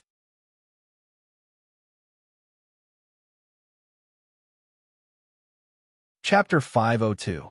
Sunir slowly drew back the bow in her hand. The howls echoing over the bone plain also affected her greatly. She didn't know whether she could release the attack or not, but she had to try. No one was willing to wait for death without doing anything. However, Sunir knew one thing, which was something Galbin had repeatedly warned her about. The most frightening thing about a top-grade or super-elven archer wasn't how many enemies they could kill with their arrows, but the threat and pressure they posed before they released their arrows. To put it more bluntly, if her longbow was fully drawn and the arrow was about to be released, then all her enemies would be wary. Once the arrow was released, regardless of whether it could kill them or not, she would no longer be a threat unless she could prepare a second attack in an extremely short amount of time. What should she do? Sunir's heart was in turmoil. If she was alone, she would be much more relaxed, but now her choices could determine the life and death of several of her companions. This was a weight she couldn't bear. Will it work? Mantico saw Sunir's actions. The abandoned land was created by the great Lord Denver himself. For you, I've already used up an extremely precious magic scroll. If I wasn't confident enough, how could I bear to use it? Ha ha! Lord Mantico, the abyssal devil, suddenly said, I have a small request. What is it? Give her to me. The abyssal devil pointed at Yelena. If Yelena had just left the capital of elements, she might have trembled in anger and attacked at all costs. However, she had experienced too much in the past few years. When Sunir looked at her with a worried expression, she saw an unusually calm Yelena. However, Yelena's eyes had become as cold as knives. No problem, we're friends, after all. Mantico appeared very generous, then said in a hoarse voice, Honorable powerhouses, before Raphael arrives, you wouldn't mind a prelude, would you? Ha! Of course, it would be a heart-wrenching prelude. I can't wait any longer. The abyssal devil man let out a strange laugh and suddenly rushed toward Yelena like a bolt of lightning. In fact, the abyssal devil was a species that appeared later. They were very few in number because they were the offspring of dragons who had mastered the ultimate shape-shifting skill and other life forms. In other words, they were hybrids. There were two types of hybrids, the draconids and the demonkin. When the draconids and demonkin were born, their talents and physiques were about the same. However, due to the different education they received, they evolved into two different existences with great differences in status. Although the dragons were powerful, they were few in number. Looking at a few familiar faces for thousands of years was quite boring. That was why the dragons who had just mastered the ultimate shape-shifting technique liked to travel around. The ultimate shape-shifting technique provided them with an excellent disguise. However, there were some things that could not be disguised, such as great strength, arrogance, and so on. They also liked to release their strength. The fear and worship of low-level creatures made them feel satisfied. In this world where the strong were respected, they could easily win many things wherever they went. Romantic encounters were only one of the many things that were not worth mentioning. Their vision covered the entire continent, and they would not stay in one place for too long. Sometimes they would leave after a single moment, and sometimes they would feel bored after half a month or a month. Then they would start looking for their next target. The children born in this situation were devils, and some of them did not even know who their father was. Even if a dragon really fell in love with an ordinary woman, it would never bring her back to the dragon's habitat, as it would be ridiculed by its companions. A female dragon who went out to travel was much more reserved in this aspect. Although she wouldn't bring back the man she liked, a child was different. The dragon race's pregnancy was very, very long. What kind of feeling would it be to feel a new life in the womb in the endless river of time? It could even be said that the child had become a part of her life, and no one could separate them. She could use the most extreme methods to protect herself and her child without thinking, without any rationality. Dragonborn were born in this situation. They could be taken care of by their mothers as soon as they were born, and they could learn how to strengthen themselves. The best of them could even master dragon language magic, but this was not something their mothers could teach them. Yelena immediately raised her magic staff and released a lightning ball, which hit the abyssal devil's body with great precision. Yelena felt like her head was about to split open after just casting an intermediate spell. This was the result of her forcefully condensing her mental strength. The abyssal devil broke through the lightning ball without any hesitation, allowing the electric arcs to flow all over his body. Devils and Dragonborn were both descendants of dragons. Not only were they extremely strong, but they also had extremely strong physical and magical defenses. The lightning ball could not hurt him at all. Yelena took a step back and raised her magic staff again, but her face suddenly turned pale. Sunir took a deep breath. She wanted to stall for time, but the current situation did not allow her to think too much. She knocked an arrow on the bowstring and pointed it at the abyssal devil from afar. "Sunir, your opponent is me." Mantico laughed. With a gesture of his hand, huge waves suddenly appeared on the boundless plain of bones, covering the sky and the earth. Sunir and the others were all swept up by the huge waves and scattered in different directions. Although they tried their best to control their bodies and land steadily, the scene around them had changed drastically. The whole plain began to roar, and millions of skeletons were flying and hovering in all directions, completely blocking their vision. "Yelena!" Sunir screamed. She could not see anything, and she did not know where to shoot the arrow in her hand. "I told you, your opponent is me. You should worry about yourself." Mantico's sinister laughter came from the front. The great Lich Danfo, who had lived for countless years, had painstakingly created this forsaken land in order to become an eternal king. No one could fight against the Lich here, so Mantico was full of confidence. The only thing that could completely destroy this forsaken land was the light of creation. However, the superior angels who could cast this ultimate spell were the Archangel of Authority Alpha and the Archangel of Wisdom Catherine. The former was in the heavens, and the latter was right behind him. What did he have to fear? Yelena forced herself to cast a magic shield and a levitation spell, but then she felt her vision darken. Her mind, which was on the verge of collapse, warned her not to cast any more spells. As soon as her feet touched the ground made of bones, she saw the abyssal devil rush out of the waves of bones without any hindrance and quickly approach her. Yelena's eyes widened. She waved her magic staff again, but nothing happened. As a senior magus, she did not know how long it had been since she had failed a spell. She could not help but stand there in a daze. When the abyssal devil was less than 2 meters away, Yelena finally came to her senses. She swung her magic staff with all her might and smashed it at the devil's head. The abyssal demon was much faster than Yelena. He gently stretched out his left hand, grabbed Yelena's magic staff, and punched forward with his right fist. Yelena's magic shield collapsed in an instant, and then the abyssal demon's fist landed on Yelena's chest and abdomen.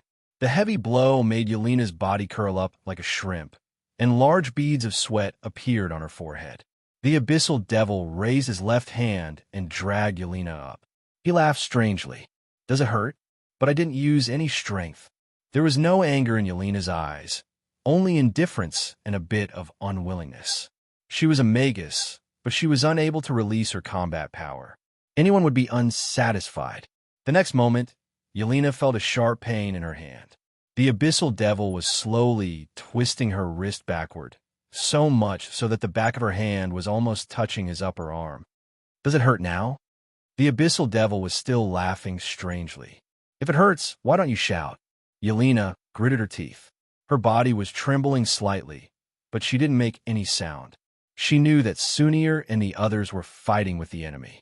Meaningless shouts would only make her companions panic. She would rather die quietly than be a burden to others. A trace of blood slowly seeped out from the corner of Yelena's mouth. Seeing that Yelena was not cooperating, the abyssal devil shook his head and sighed. What a strong little girl. Ha ha, what a beautiful face. What delicate little hands. As soon as he finished speaking, there was a slight sound of bones cracking, and the back of Yelena's hand finally touched her arm. Yelena was in so much pain that she almost fainted, but she still tried to stare coldly at the devil. Okay, seeing that Yelena was not making a sound, the abyssal devil looked helpless. Don't worry, I won't hurt you for the time being. When Raphael appears, we still have a lot of things to do. For now, you'd better rest. Yelena's heart stopped beating at that moment. She understood how vicious the devil was. When Hanjin appeared, whether he hurt or humiliated her in front of Hanjin, it would be enough to make Hanjin panic. She also understood that Mantico's ultimate goal was Hanjin. Everything he had done before was to completely destroy Hanjin. Yelena felt despair. It was a kind of despair that went deep into her bones, making it hard for her to breathe.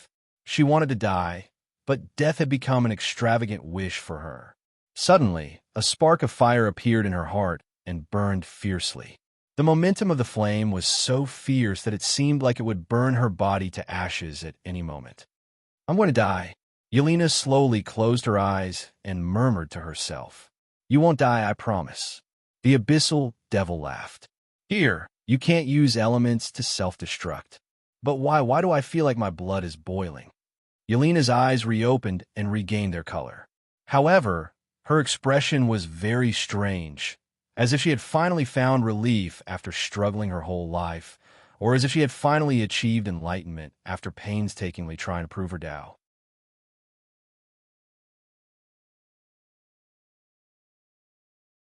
Chapter 503.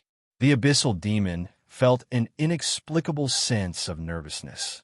Out of instinct, he let go of Yelena and quickly retreated. Suddenly, countless bright flames scattered from Yelena's body like extremely long and thin arrows, piercing through the gloomy world. All the bones near Yelena were instantly crushed and then turned into ashes. The abyssal demon, as if he had suffered a heavy blow, let out a mournful cry, then put his hands in front of his forehead and sped up his retreat. Yelena's body slowly floated up. What was surprising was that her eyes had mutated at some point. They were full of burning flames. If someone could observe Yelena through the waves of bones, they would find that Yelena's eyes seemed to contain a strange world. The burning flames stretched as far as the eye could see and seemed to be even vaster than the plane of bones under her feet. The next moment, Yelena stretched out her left hand and waved it forward. A huge bolt of lightning shot out from her palm and chased after the retreating abyssal demon. On the bone platform, the man in black, who had been silent all this time, suddenly took off his cloak and stared unblinkingly in front of him. Fallen Angel Catherine had lived in this world for countless years. In terms of knowledge and experience, even Grand Duke Solomon had to concede defeat. However, at this moment, Catherine actually revealed a shocked expression, because Catherine had never seen this kind of magic before. Lightning magic was generally white, but the huge bolt of lightning released by Yelena subverted the common sense of magic. On the lightning pillar, which was dozens of meters long, there were countless crazily burning tongues of fire. The tongues of fire were of different colors. Some of them were as red as beautiful jade, while others were as blue as the sky. Moreover, there were countless golden sparks flowing in the tongues of fire, forming beautiful streamers of light. If this place was a world of bones, then Yelena's lightning was a sharp blade that could cut open the world. The dazzling, colorful light bloomed and lit up the whole world. The abyssal demon was hit by the lightning and was blasted hundreds of meters away like a small stone. He brushed past the bone platform and fell in the distance. However, the abyssal demon's body was indeed very tough. He only rolled a few times on the bone platform before he struggled to stand up. Catherine's gaze shifted to the abyssal demon. Her vision was not affected at all. She could clearly see that the abyssal demon was beyond recognition. The robe on his body was gone, revealing his naked body. One of his feet was bare, and only half of the leather boot on his other foot was left. Moreover, his body was full of charred wounds, and in some places, even bones could be seen. Only the chest area, which was covered with a layer of smooth scales, remained intact. The abyssal demon's eyes had become two empty holes. The flames released by Yelena had seriously damaged his eyes. The huge bolt of lightning after that, it was a fatal blow. He staggered to his feet and then fell to the ground. Then he staggered to his feet again, but before he could straighten his back, he fell again. Obviously, he was stunned by Yelena's sudden and fierce attack and didn't even realize how serious his injuries were. Yelena's figure flew higher and higher, and the dazzling flames on her body were replaced by real flames. Moreover, the range of the flames became larger and larger, and finally covered an area of nearly 100 meters. As long as the surging waves of bones came close, they would silently turn into ashes. Sunir and the others were surrounded. In comparison, Sunir's situation was the best. Her longbow was drawn into a full moon, and the hexagram on her forehead shone like a diamond. Her hands didn't move, but the longbow emitted a buzzing sound. As long as the flying bones came within 5 meters of Sunir, they would be pushed away by an invisible force. However, she still couldn't catch the enemy's position and didn't have a chance to release an attack.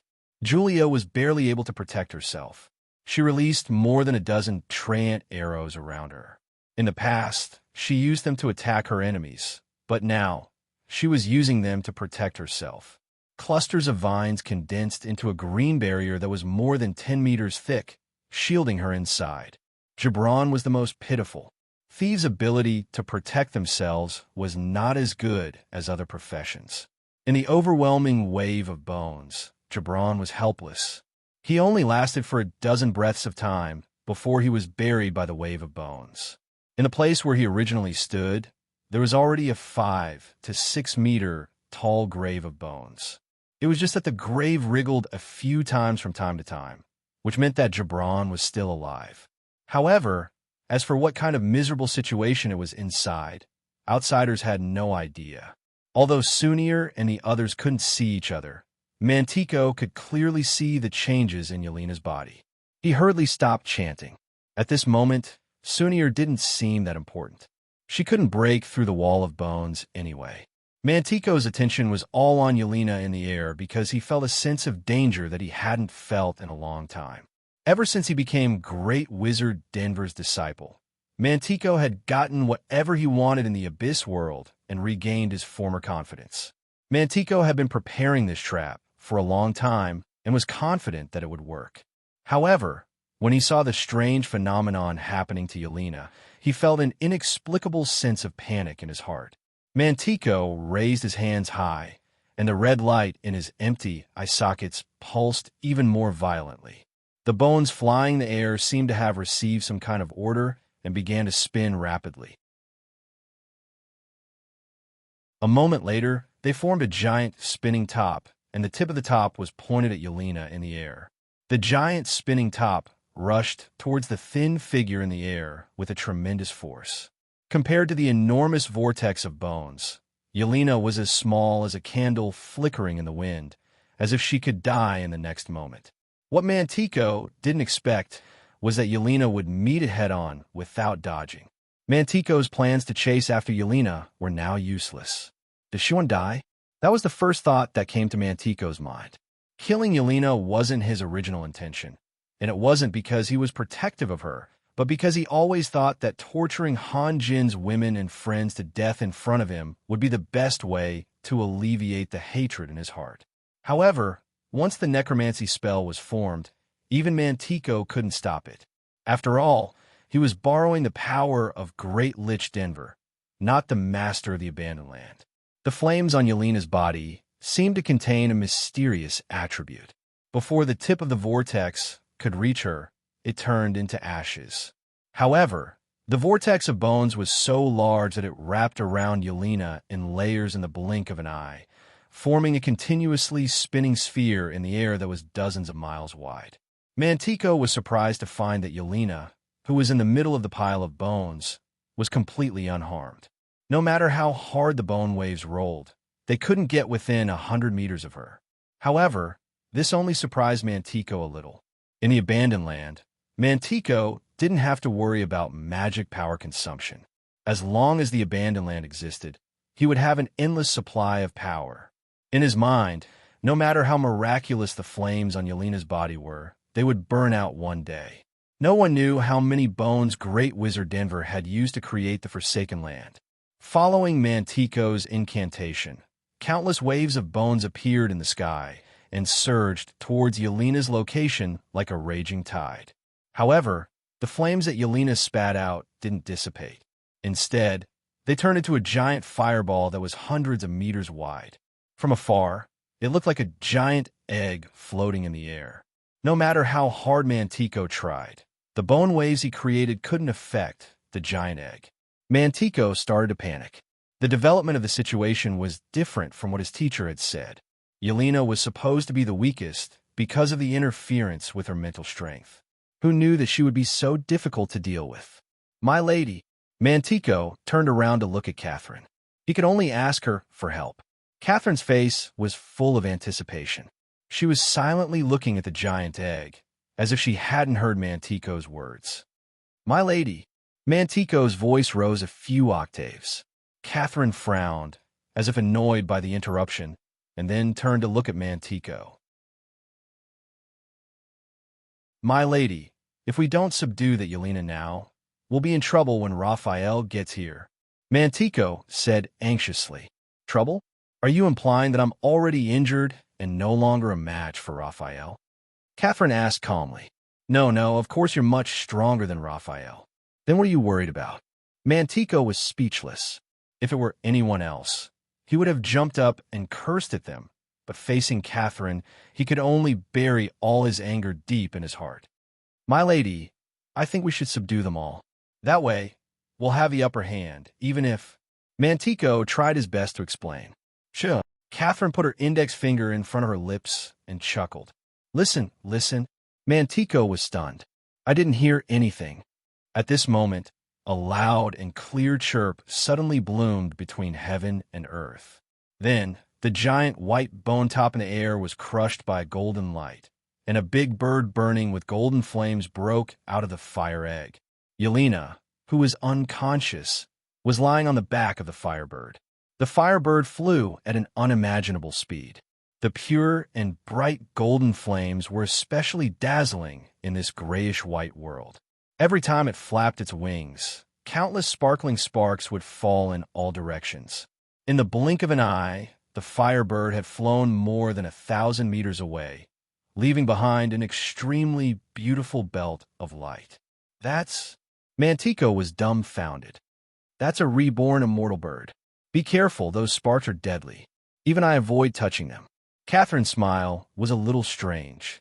Also, Raphael is here. Why does Yelena have an immortal bird on her? Mantico shrieked. Raphael is here?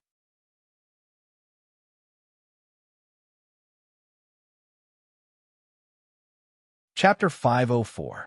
A purple light suddenly appeared on the gray field and chased after the rampant immortal bird. Among the strong men of the Holy Crown City, Hanjin was the first to arrive at the scene. The dark cave entrance, which looked like the mouth of a monster, could frighten others, but not Hanjin. He rushed in without hesitation. The scroll released by Yelena was an emergency alarm. Once it appeared, the Holy Crown City would enter a state of full combat readiness in the shortest time possible. Only 3 people had the right to release this kind of magic scroll: Yelena, Hogan, and Jedis. Hogan was on the ship, and Hanjin sensed that the magic circle and enchantment of the Holy Crown City were activated before the Wizard Tower of the Holy Crown City. So, it should be Jedis' doing. So there was only one possibility left. Yelena was in danger. Seeing that someone was chasing after it, the immortal bird flapped its wings more rapidly. Its speed was beyond its limit. Not only Hanjin could not catch up with it, but even the superior dragons who had mastered the dragon language magic would be amazed. The immortal bird had turned into a golden lightning and shot into the distance. The bones floating in the air were blown away by the pressure in the air before they could touch the flames emitted by the immortal bird. Sunir, who was trapped by the bone waves, suddenly frowned and turned around quickly, pointing the arrow in her hand to the rear. At this moment, an old man appeared in the bone waves. However, the distance between him and Sunir was still more than 70 meters. Ignoring the arrow that Sunir was about to shoot, the old man screamed and turned around to brandish his dagger. A skull the size of a wash basin appeared behind the old man and fearlessly met the dagger. In the next moment, the old man's dagger pierced through the skull, and his entire arm sank deep into it. However, the skull didn't seem to be affected. It opened its mouth and let out a terrifying laugh. Then, it turned into a black bead and shot forward like lightning, drilling into the old man's eye. The old man screamed, and then his head swelled like a balloon. With a bang, it exploded into countless pieces of flesh and blood. This kind of power, this kind of unbelievable power. Kakik, a maniacal laughter rang out. Come, you little bastards, obey my orders. This is the will of the great Lord Harley. A gigantic skeleton made entirely of smoke rose from the bones. It grew taller and taller until it was almost 100 meters tall. Then, Harley waved his bone staff forcefully. The skeleton's body instantly collapsed, turning into a shockwave that could be seen with the naked eye, sweeping in all directions. A strange scene appeared in front of everyone. Outside the shockwave was a monstrous wave of bones, and inside the shockwave, countless bones fell down, returning to the quiet plane of bones. With the rapid spread of the shockwave, the scale of the wave of bones became smaller and smaller.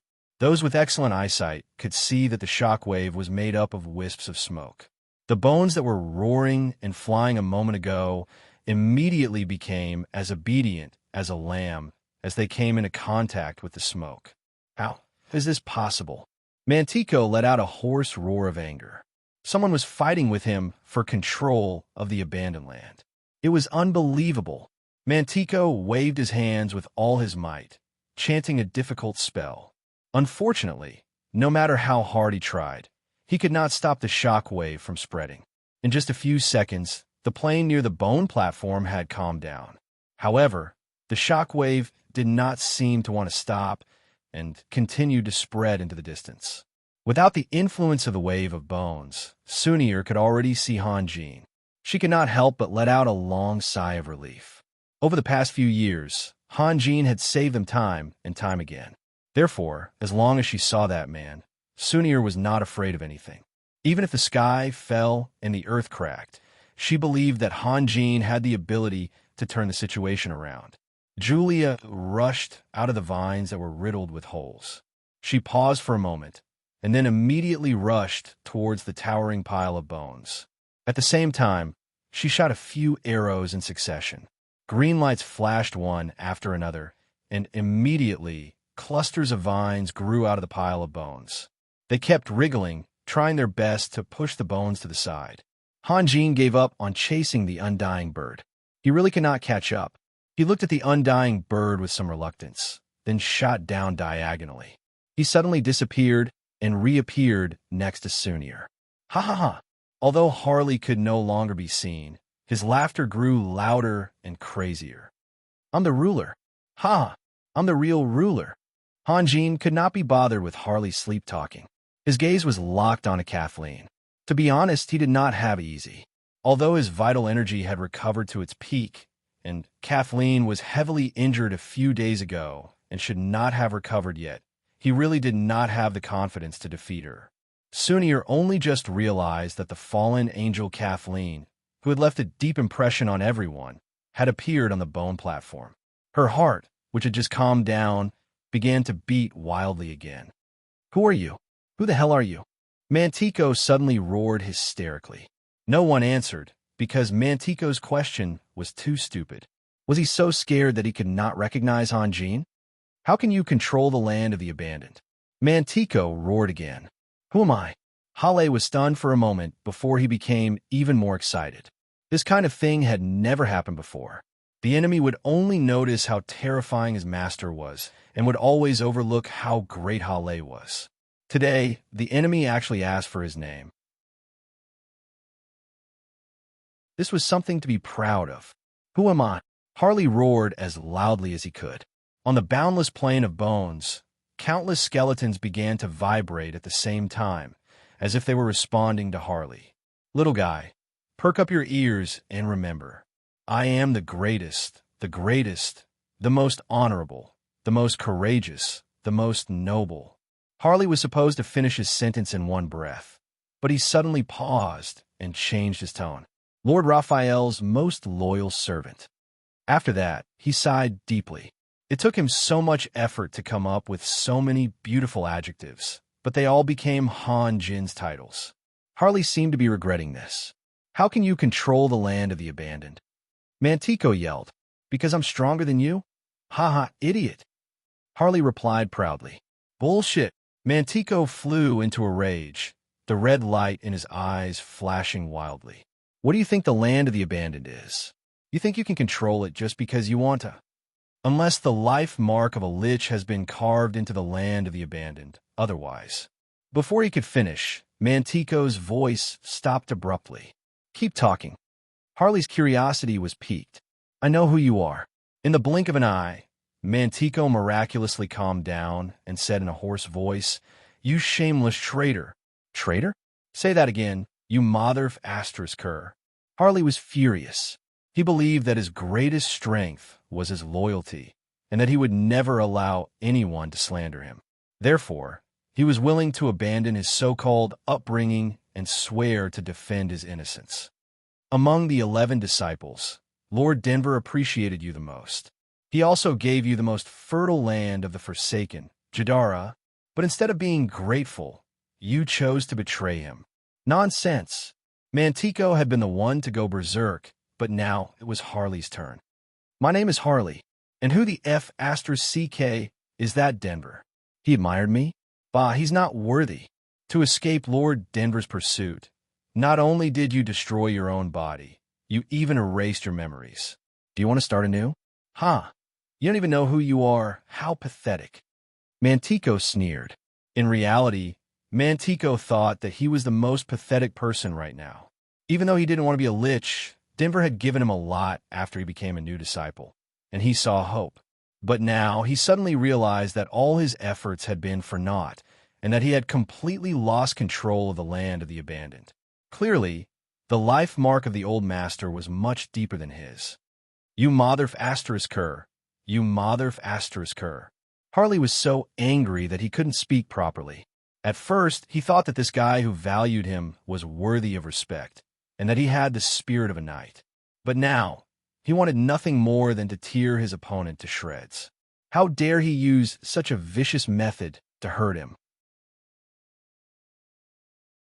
However, on one hand, he needed to continue absorbing the power of the land of the abandoned, and on the other, he was worried that Han Jin would suspect that he killed him. Harley, Han Jin said slowly. Master, Harley defended himself as if he had been electrocuted. Don't listen to his nonsense. I still have my memories. Look, I know how to use necromancy magic, and I know my past. This bastard is trying to sow discord between us. Of course you wouldn't erase all your memories, or you'd be even more of an idiot than you are now, Mantico said in a mocking tone. You're the idiot. Harley was about to go crazy. I don't care about your past, understand? All I know is that you're now called Harley. Han Jin said calmly. I didn't call you to ask you anything. I just want you to help Julia. Julia couldn't wait for the vines to move the bones away bit by bit.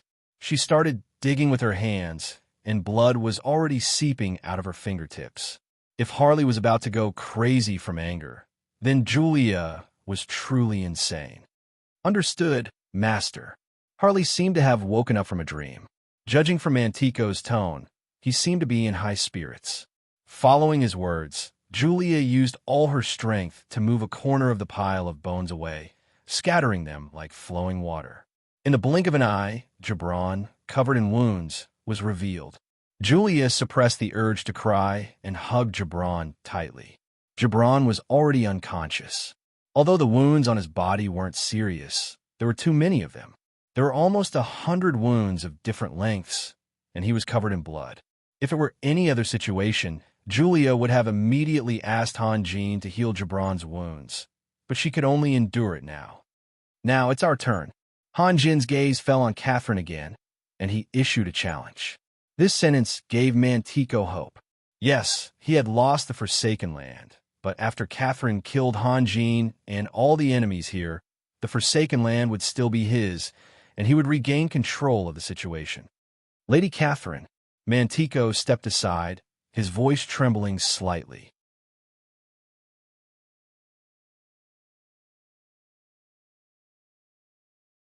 Chapter 505.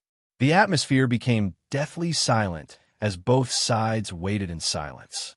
It wasn't a pleasant feeling because their lives were in the hands of others. If Han Jin won, Sunir and the others would be able to leave this place alive. If Catherine won, Mantico would be able to get his revenge and take back his abandoned land. The purpose of walking the path of the strong was to control one's own fate, but the world was cruel. If you walked high, others might walk even higher. Not to mention that commoners were unable to become their true masters. The same was true for experts. Solomon had almost been struck down by asthma, and Han Jin had done many things against his will. Perhaps only a god could surpass all of them. Catherine gently took off her cloak, revealing her black battle dress. No one could tell if her injuries had healed or how much she had recovered, but there were still 2 shocking gashes on her chest. Clearly, Catherine's battle dress wasn't something rare. It could also be said that she relied on her own strength to fight, so she didn't bother to repair it. I lied to you. Catherine smiled. Han Jin frowned slightly. He didn't know what Catherine meant, but he didn't want to ask. However, he was already in a state of readiness. Countless purple dots of light slowly rotated around him. If Catherine made a move, he would immediately release his avatar and activate the divine matrix. Last time, Catherine had used the light of creation to break his matrix. Judging from her tone, it seemed that she wouldn't be able to cast the same spell again. This was his only chance to win. However, could Catherine's words be trusted? Probably 70%. Catherine was a maverick, and her arrogance came from the depths of her soul. Jeds didn't want to lie, but Catherine was too lazy to do so. Mantico looked at Han Jin and then at Catherine. He was just as confused. What did Catherine mean? I have to warn you first, the great, honorable, and brave Lord Raphael. Catherine's smile grew wider. Oh, I didn't miss anything, did I? What do you want to warn me about? Han Jin asked calmly. He didn't want to entertain Catherine's joke, so he went straight to the point. Mantico is a new disciple of Denver. If you kill him and take his abandoned land, Denver will be furious. Hearing Catherine's words, Mantico cooperated and let out a hoarse, sinister laugh. You mean, I have to compromise? Han Jin smiled. He had a balance in his heart. Originally, he wanted to cooperate with Catherine through Lennon, but now, the balance had tipped to the other side. He had to destroy Catherine. If Yelena was hurt, he wouldn't even let Denver, who rarely left the undead world. He was still young and had unlimited potential. Sometimes, Han Jin was very forgiving, but sometimes he would become a vindictive villain. The key was to not touch his sore spot. You don't look like someone who likes to compromise, Catherine. Over the past few days, I've tried my best to understand your growth, and I've learned a lot. Although most of it is fragmented, it's enough for me. Now that you know me, you should know that this kind of warning is meaningless. Han Jin said slowly. He wants to hurt me and my friends, so I will destroy him completely. Even if Denver is standing in front of me, I will still say the same thing and do it. Little guy, don't be too arrogant. Catherine shook her head slightly. Donald, who has the inheritance of the god of death, has never dared to step into the undead world. Do you know why? Why?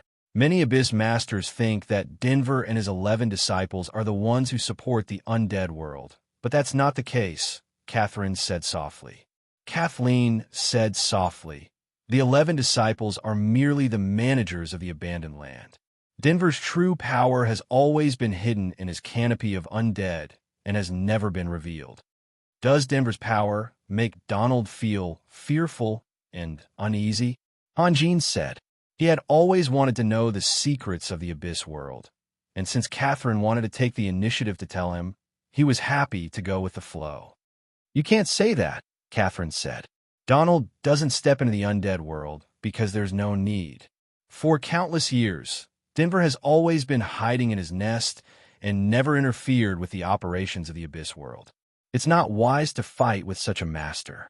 Staying away is the best choice. Moreover, Donald doesn't want to extend his hand into the undead world, haha. Of course, he doesn't know where to start. The undead world was created by Denver, and there's no power that can affect his position as the ruler. Donald has a good neighbor, Hanjin said with a smile. Maybe, but I don't believe that Denver will remain silent forever. A life always has its own purpose and its own ideals, Catherine said. Do you know where the power of a master comes from? Diligence? Hard work? It comes from the accumulation of time. Catherine paused. This is reflected more clearly in Denver. The war on the continent has never stopped. At most, it will be quiet for a few hundred years. It's the same in the Abyss world. Where do the masters who died in the war go? The grave? Or the abandoned land? Denver spent countless years collecting the remains of the masters. A fallen dragon can be turned into a phantom dragon. A sacrificed knight can be turned into a terrifying knight. A dead mage can be turned into a lich. Almost all the remains left behind after the death of life can be used by Denver. Ha! After countless years of accumulation, do you know how powerful this is? Hanjin couldn't smile anymore. After a moment, he said slowly, Why are you telling me this? The thing that gives Donald the most headaches is your Vatican, and what kind of master is the one that Denver fears the most? Catherine said softly. Hanjin's face sank bit by bit. Donald was worried about the power of the Vatican, so after learning that Nicholas had destroyed the never-setting Sun Mountains, he immediately started a war. What about Denver? What would he do? When the phantom dragon's wings cover the sky, when the terrifying knight's figure covers the horizon, I smell the scent of the Twilight War. Catherine sighed. Although Denver rejected Donald's invitation, I believe that he will appear. I'm asking, why are you telling me this? Hanjin repeated. I hate the Heaven Realm, I hate this continent, I hate those cold skeletons, and I also hate the Dark Abyss world. Ha! I hate everything. Catherine laughed, but then her voice became low again. Except for him, you should know. No other reason? Is it just because you hate everything?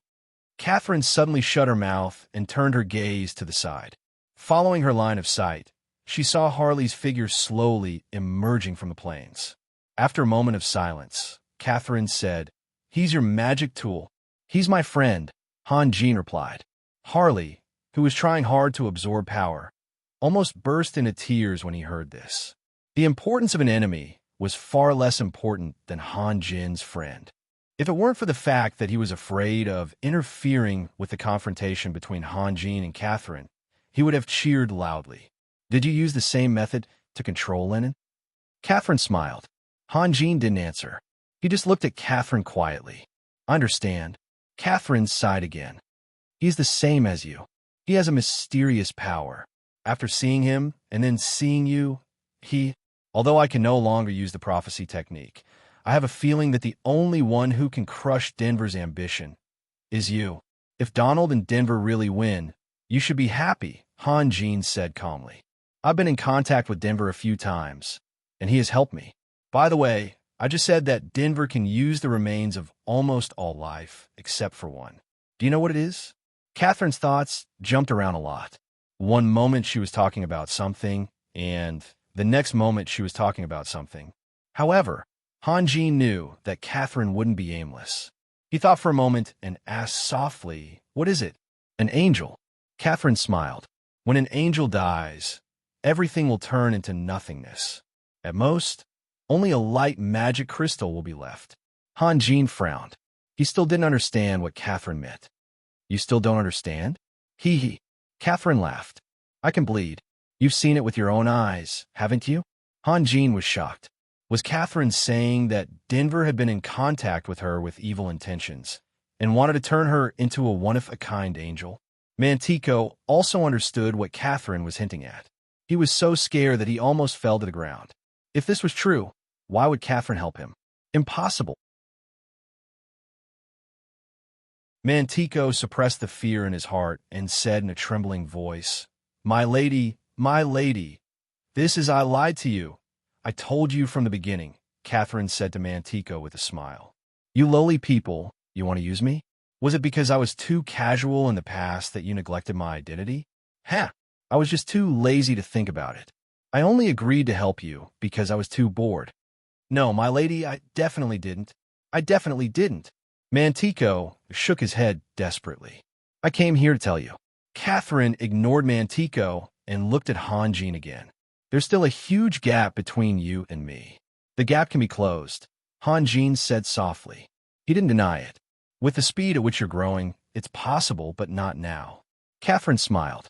I can make you live in fear all day, and I can also make your life peaceful again. So, maybe we should make a deal. I promise that if you refuse me, you'll regret it in the future. Catherine's voice dropped to a whisper at the end. Are you threatening me? At least this time. I'm here for peace, Catherine said slowly, because I'm not confident that I can undo your spell.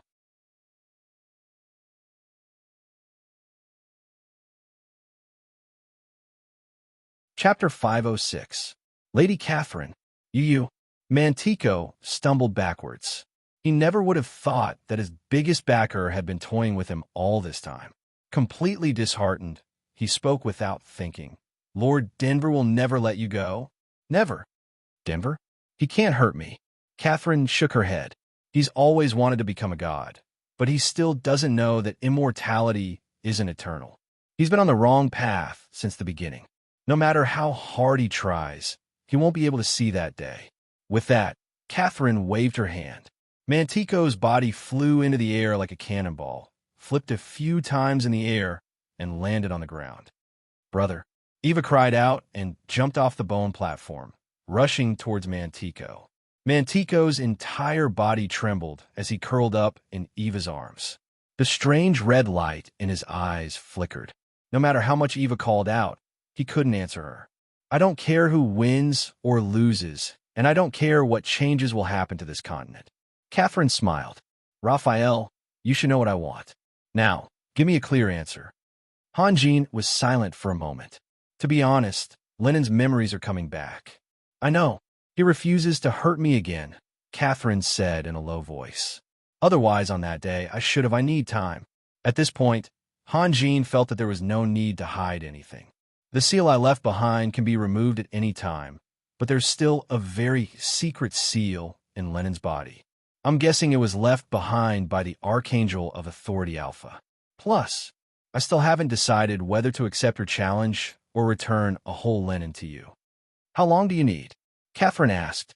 3 days. 3 days? That's a long time. Catherine's expression was a bit blank, as if she didn't know how to spend the next few days. Finally, she said slowly, Okay, I accept. You're not afraid that I'll do something behind your back? Hanjin smiled. It's best if you don't lie to me. Catherine's eyes were overflowing with divine light. You can't bear it. Hanjin smiled and slowly walked forward until he was in front of Eva and Mantico. Eva slowly raised her head and looked at Hanjin with eyes full of hatred. She had given up on resisting, but that didn't mean she had given up. It's time to put an end to this, isn't it? Hanjin said softly. Eva did not answer. Her expression was a little twisted, and the hatred in her eyes grew stronger. Hanjin raised his right fist and punched Hanjin right in the face. This pair of siblings had caused him a lot of trouble, so Hanjin didn't hold back. Blood splattered everywhere, and the enchanting face and the thick hatred that couldn't be dispelled were all reduced to pieces of flesh and blood. Then, Hanjin raised his fist again and smashed it on Mantico's head. With a boom, Mantico's head turned into countless pieces of bone that scattered everywhere.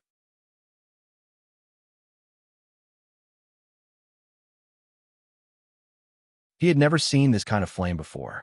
Under the flashing white electric arcs, There were clusters of crazily swaying crimson fire snakes, and there were also countless small golden sparks that were as sharp as needles. Hanjin had a feeling that those sparks were enough to cause fatal damage to him. Hanjin didn't dare to hesitate. He immediately released the earth-shrinking spell and appeared more than 100 meters away. Then, he released another earth-shrinking spell to avoid the wave of fire that followed. This world is really strange. Catherine sighed. When I wanted to kill you, I couldn't find the opportunity. When I wanted to make a deal with you, the opportunity came uninvited. Looking at Catherine's gloating smile, Hanjin was stunned for a moment. He suddenly understood the difference between the current Catherine and the previous Catherine. In the past, whether Catherine was joking or angry, she always made people feel a kind of mechanical stiffness and coldness. But now, Catherine was more energetic and lively. The rolling wave of fire swept hundreds of meters away before it slowly calmed down. The undying bird let out a proud cry, as if to say, "Do you know how powerful I am now?" Then it spread its wings, changed direction, and continued to fly forward. Hanjin felt a lingering fear. Fortunately, he took the initiative to meet it. Otherwise, the undying bird's attack would have engulfed Sunir and the others. "This is the first time I've seen such a perfect elemental fusion," Catherine said. "Congratulations." "Elemental fusion?" Hanjin asked. "Yes," Catherine said. Catherine said, "Moreover, it's a reborn immortal bird. The nirvana flames it releases can even injure black dragons that are immune to all magic." Hanjin took a deep breath. He was both happy and worried. It was a good thing that Yelena's undying bird was powerful, but how could he catch it? What's more interesting is that her name is Yelena, right? She also has the ability to release nirvana flame. Catherine laughed. How wonderful. Seeing that Catherine was making sarcastic remarks and had no intention of helping, Hanjin changed the topic. There was no need to make a fool of himself. It wouldn't be too late to think of a solution after Catherine left. "By the way, Lady Catherine, can I ask you something?" "You've already asked." "Go ahead," Catherine said. "How's the battle between Donald and the Black Dragon King Valentine?" "I'm a fallen angel from the Abyss camp." "Isn't it too funny that you're asking me about their battle report?" Catherine was stunned for a moment, then laughed. "You just said that you don't care who wins or loses." "Why can't I tell you?" Hanjin asked. "What you said makes sense." Catherine thought for a moment and said directly, "It's not good." "Not good?" Hanjin didn't understand. "Is it us or the Abyss camp that's not good?" Dragon City and Dragon Realm have joined forces to fight against the Black Dragon King Valentine. Nicholas from the Grand Light Empire has shown unimaginable power. He seriously injured Donald's brother, Hating. Donald is rushing over to support him, Catherine said. "That's all I know. Dragon City and Dragon Realm have joined forces?" Hanjin was really shocked, and his heart was beating like a drum. His dirty tricks against Dragon City and Dragon Field couldn't be exposed to the public. If the elders of Dragon City and the guardians of Dragon Field gathered together, all his lies would be exposed. Is it strange? Facing the threat of total annihilation, hatred can be forgotten. Catherine looked interested. "This news seems to make you very uneasy." "It's nothing." Hanjin coughed. "Are you going to wait here for the next few days?" "Forget it. I know it makes you very uneasy," Catherine said. Catherine said, "Let your magic tool. No, let your friend close the abandoned land. He should be able to completely control it." "Harley," Hanjin said. "Master, how do we do it?" Harley shouted. "Then I'll have to be rude." Catherine smiled. Black wings of light suddenly stretched out from her back. Then she looked at Hanjin. "Are you sure you want to chase me away?" "That's not what I meant." Hanjin was a bit helpless. His brain was working quickly. Catherine's words clearly had a hidden meaning. He couldn't think of anything bad that would happen if Catherine left. If the abandoned land disappears, that uncontrollable, undying bird might turn your city into a purgatory. Catherine's body slowly floated up. "Before I act, you have one more chance to choose. Are you sure?" Hanjin suddenly realized that he had really ignored it. He smiled bitterly and said, Then let's wait.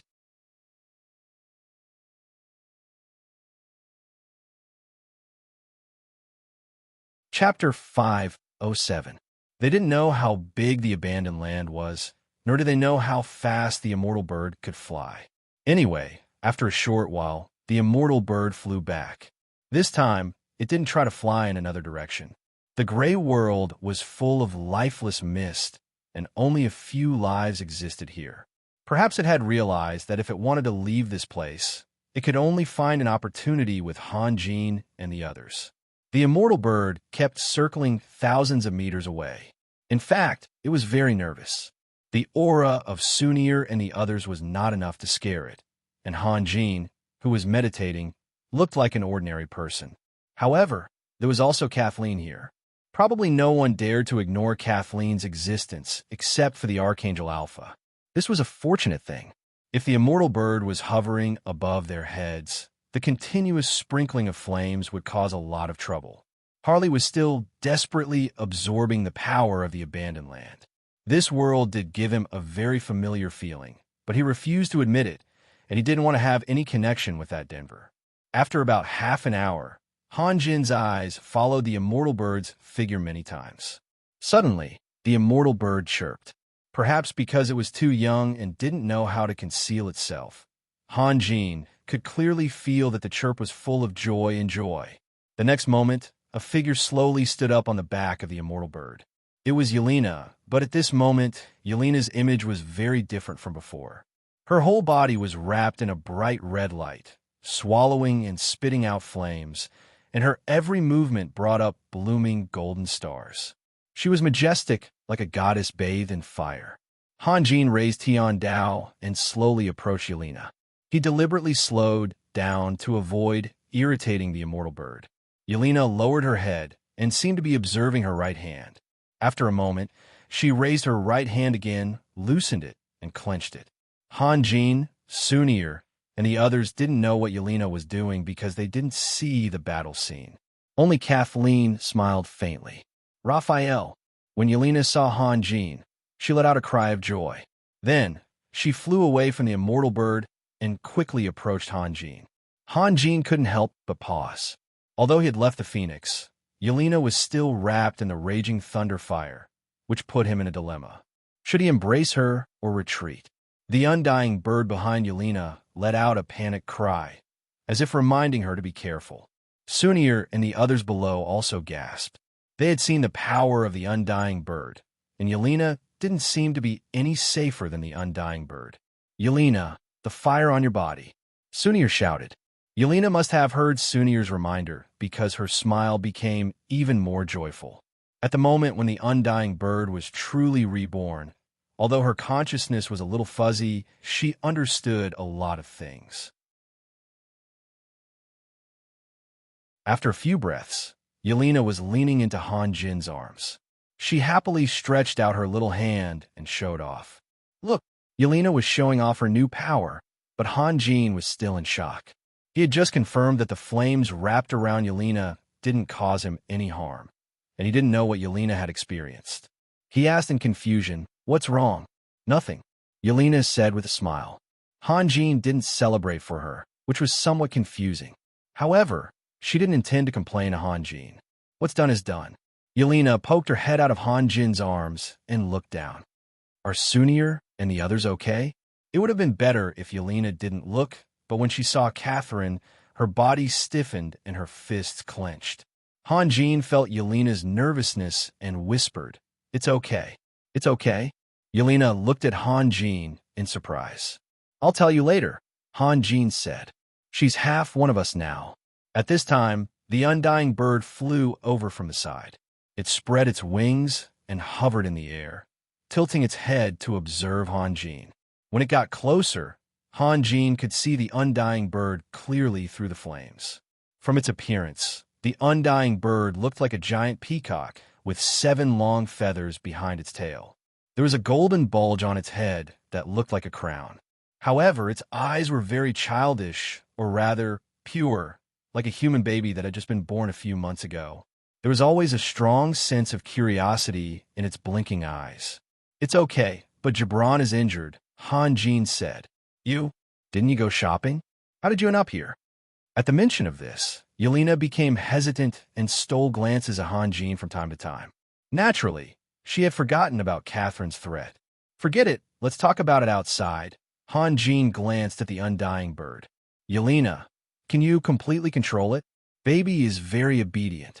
Yelena said, Baby? Yes, that's the name I gave it. Yelena smiled and tilted her head. Baby, isn't it? The undying bird saw that Yelena was talking to it, and its speed increased immediately. Then it let out a loud cry. Han Jin was relieved. He understood that the relationship between Yelena and the undying bird was similar to his relationship with Harley. When necessary, they could communicate on a certain level of consciousness. Baby, look at me, Yelena cried. Then she took a few deep breaths. The flames wrapped around her body gradually shrank into her body. Learn from me, okay? Seeing Yelena's change, the undying bird seemed to understand something and nodded. However, its ability to control was much stronger than Yelena's. It only let out a low cry, and the raging flames retreated like a tide. In the blink of an eye, it turned into an extremely ordinary bird. Harley? Han Jin called. Harley slowly raised his head. His body had undergone a very significant change. Below his neck there was still a mist, but his skull was reflecting a cold light. It was as smooth as glass and as hard as steel. The flickering red light in his eyes became very small, but very bright, as dazzling as the tip of a needle. Close this abandoned land. Han Jin didn't waste time. He could sense how much power Harley had absorbed. Yes, master. Harley seemed to have forgotten that not long ago, he was asking others how to close the abandoned land. Following Harley's incantation, the skeletons scattered all over the plains gradually disintegrated, turning into countless tiny dust particles. The gray world quickly dissipated, and more colors seeped in from the outside. There was a light blue sky, a dim sunset, and wisps of fresh air. Then the whole world shook violently. The next moment, they were back in the Holy Crown City. Raphael, you finally came out. If you didn't show up in a few minutes, we would have rushed in. Guevara's voice came into the ears of Han Jin and the others. Then Guevara was stunned. You? Catherine. Catherine's name was like a magic spell. Guevara raised his knight's spear, Galbin drew his longbow, and Zungreen blessed himself with a magic shield. Almost all the powerful people in the Holy Crown City gathered here. At this moment, they instinctively made preparations. As long as Catherine showed a little abnormal behavior, they would launch an all-out attack. Catherine seemed indifferent. She just looked at Han Jin seriously and whispered, 3 days. 3 days. Han Jin nodded. Catherine's pair of black wings of light flapped gently. Her body rose from the ground and shot straight to the sky. The Wizard Tower of the Holy Crown City had already released a magic enchantment that covered the whole city, blocking Catherine's way. But Catherine didn't stop. When she got close to the enchantment, she punched out alternately. Boom! Boom! After receiving the power of Catherine's first punch, the enchantment began to shake violently. Then, under the bombardment of the second punch, it immediately turned into a stream of light and scattered. A deafening sound wave swept through the city. The professionals were still fine, but the pedestrians in the city had already covered their ears and showed a painful expression. Han Jin showed a bitter smile. This woman was too violent. Forcibly destroying the enchantment of the Holy Crown City would inevitably cause damage to the Wizard Towers and bring a lot of trouble to the magicians. They would have to spend a lot of time and energy to repair the enchantment. However, Han Jin had to admit that he couldn't afford to offend her for the time being. Of course, if they were still enemies, he wouldn't be afraid of a fierce battle. But now there was no need. As the saying goes, the unreasonable are afraid of the reckless, and the reckless are afraid of the reckless. Most of the time, those who had concerns always had to make concessions to those who didn't. She just left? Guevara showed a look of disbelief. The reason why Han Jin cared about the damage caused by the Magus Tower was because he was ready to cooperate with Catherine. However, for Guevara, this was the best outcome. Compared to the heavy casualties of his friends, the Magus Tower was nothing. Why didn't she leave? Are you in charge of entertaining her? Han Jin laughed. Raphael, what happened inside? Guevara knew that something unimaginable must have happened inside the enchantment. Otherwise, Catherine wouldn't have left like this. Let's talk about it when we get back to the ship, Han Jin said. At this moment, a shadow swept over their heads. Guevara looked up and saw a giant bird hovering over them. Although its master was below, the phoenix always maintained a high degree of vigilance against strangers. It would rather leave its master temporarily than blend into the crowd. What a big turkey, Schumann said blankly. What are you talking about? Yelena immediately became unhappy. That's not a turkey. Green was more knowledgeable. An immortal bird. Haha, I actually saw a real immortal bird. Everyone's eyes focused on Yelena. It was no secret that Grand Duke Solomon's mount was an immortal bird. If an immortal bird suddenly appeared in the Holy Crown City, it must have something to do with Yelena. Schumann, lift the curfew. Guevara said, let's go back and talk.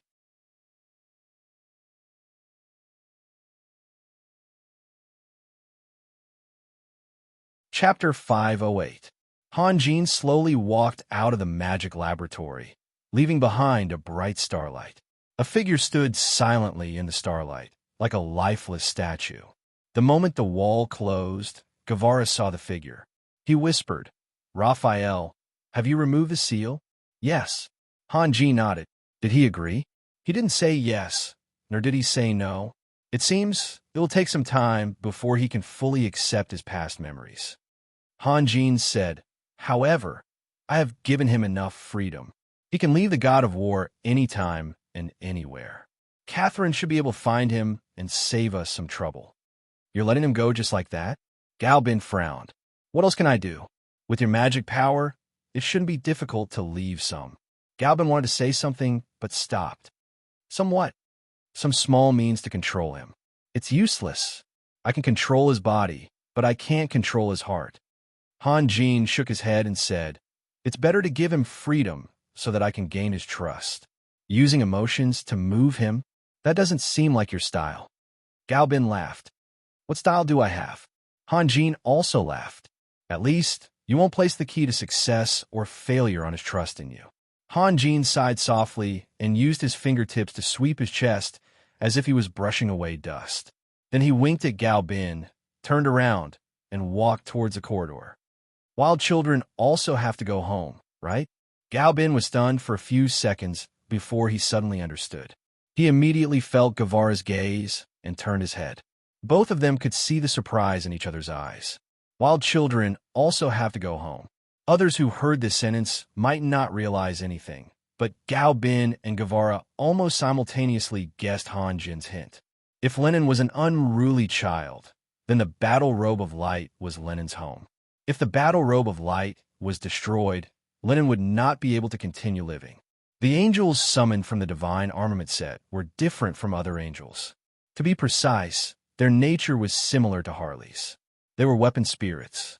As long as Han Jin was in control of the battle robe of light, Lenin would not be gone forever. Guevara quickly caught up with Han Jin and whispered, Raphael, now that we have solved Catherine's problem, we can finally take a breather. But as for what to do in the future, you need to quickly come up with an idea. Han Jin stopped in his tracks and was silent for a long time before he slowly said, we've already endured for too long, so from now on, let's be a little more unbridled. Unscrupulous? Sir, what do you mean? Zhenglin asked in astonishment. That is to say, I don't want to endure anymore. Han Jin said, Mr. Zhenglin, when do you think we can have a batch of demon annihilation crossbows? Miss Yelena has just mastered the craftsmanship of the demon annihilation crossbow, but she is not very proficient yet. Hogan and Kane can only be her assistants temporarily. They still need at least half a month to learn. Zhenglin frowned. With only the 4 of us, I think it will take at least 3 years. What if we gather some mages from the Immortal Bird Mage Legion? Raphael, you have to think carefully. Galbin hurriedly said. I've just said that we don't need to worry so much. Han Jin said. In order to resist the threat of Black Dragon King Valentine, Dragon City and Dragon Realm have already started to cooperate. Do you think we can still count on those superior dragons to be fooled by us? Let's just treat it as the truth is revealed. Okay, Gao Bin shrugged. Mr. Xinglin, you haven't answered my question yet, Han Jin said. Immortal Bird Mage Legion? I have heard a lot about you. Xinglin thought seriously for a moment. There are enough magic crystals here. If we can get more than 10 mature mages to help us, I am confident that we can make the first batch of demon annihilation crossbows within 3 months. Okay, let's do it, Han Jin said.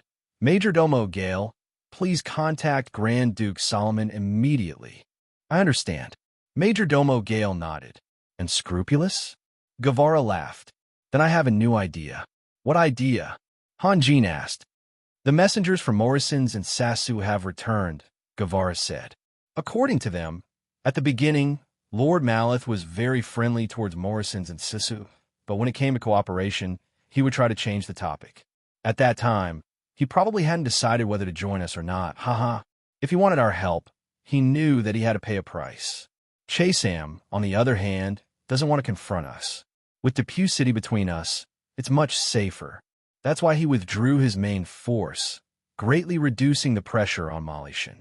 That's why he thinks he has room to bargain. What happened after that? Galbin asked. He knew that Guevara wouldn't say so much for no reason. There were 2 things that greatly affected Maleth, Guevara said with a smile. Guevara smiled and said, Chasam forming an alliance with us is undoubtedly a huge blow to Malishan. His Depew City is in grave danger and could be destroyed at any time. When Raphael returned from Cold Shadow City, I told him that Morrison's and Sesu were about to return. Galbin smiled. What about the other thing? Depew City's situation has always been bad. To the north is Cumin City, and to the south is Holy Crown City. Maleth's strength is the weakest, and the only reason he was able to struggle until now was because Cumin City had been doing its best to resist Cold Shadow City's invasion. Meanwhile, Holy Crown City and Black Raven City were engaged in a chaotic battle and didn't have the energy to look back, Guevara said slowly. But Maleth was well aware of the danger he was in. More than a decade ago, he had his younger brother join the Freedom Federation, leaving a way out for himself. That was a wise choice, Han Jin said. Yes, I can see that Ma Li Sin is also a little smart. Guevara smiled. Unfortunately, the army of the Abyss world has appeared. Ha! Maleth's younger brother sent him an urgent letter. In just a few days, 3 cities of the Freedom Federation have been completely destroyed, and the main army has suffered heavy casualties. He estimated that the Freedom Federation could only hold on for another 4 months at most, so he decided to escape with his personal army and followers. Escape? They want to return to Depew City? Galbin said, Interesting. Maleth was barely able to maintain the current situation, but his escape route was cut off. This should be the reason why Maleth made up his mind, Guevara said. The day after tomorrow, or 3 days after that, Morrison's and Sasu will arrive at Holy Crown City, and Maleth will be coming along with them. He's coming in person? Major Domo Gale asked. To show his sincerity, Guevara smiled. How did Morrison's and Sasu know about this? Han Jin asked. He used to avoid answering our requests directly. Of course, he has to give us an explanation now, Guevara said. That's right, Gao Bin said. He's using that letter to tell us that he has nowhere to go and has given up. He sincerely wants to join us, and as long as we treat him better, he will never betray us. Mr. Guevara, what you just said is Maleth only wants to keep his current rights and interests. If you want him to feel at ease, Raphael, you can confer him the title yourself, Guevara said softly. Everyone was silent. Everyone knew that Guevara's reason was to let Maleth feel at ease to join the Holy Crown City group. But secretly, he wanted Han Jin to be the king. Only the king was qualified to confer the title of a lord. Maleth came to Holy Crown City only to reach a cooperative relationship. Even if it was a servile cooperation, it was still a kind of alliance. Would he agree? What would Chasam, who had already reached an alliance, think? This kind of thing was extremely complicated. Considering the relationship between the capital of elements and the Holy Crown City, those who knew the inside story knew that Hanjin and Solomon would always cooperate with each other sincerely. It was impossible for them to cause any conflicts, because both of them were idealistic but not ambitious. The former preferred to be a pure scholar, while the latter was devoted to cultivation. However, if Hanjin really became the king, the relationship between them would become delicate. The father and son-in-law might still be able to trust each other, but it would be difficult for others to do so. Majordomo Gale tightly pursed his lips and said nothing. He knew that no matter what he said, it would be wrong. Persuading him to join the capital of elements was tantamount to betraying the capital of elements. Opposing him would mean offending the powerhouses of the Holy Crown City.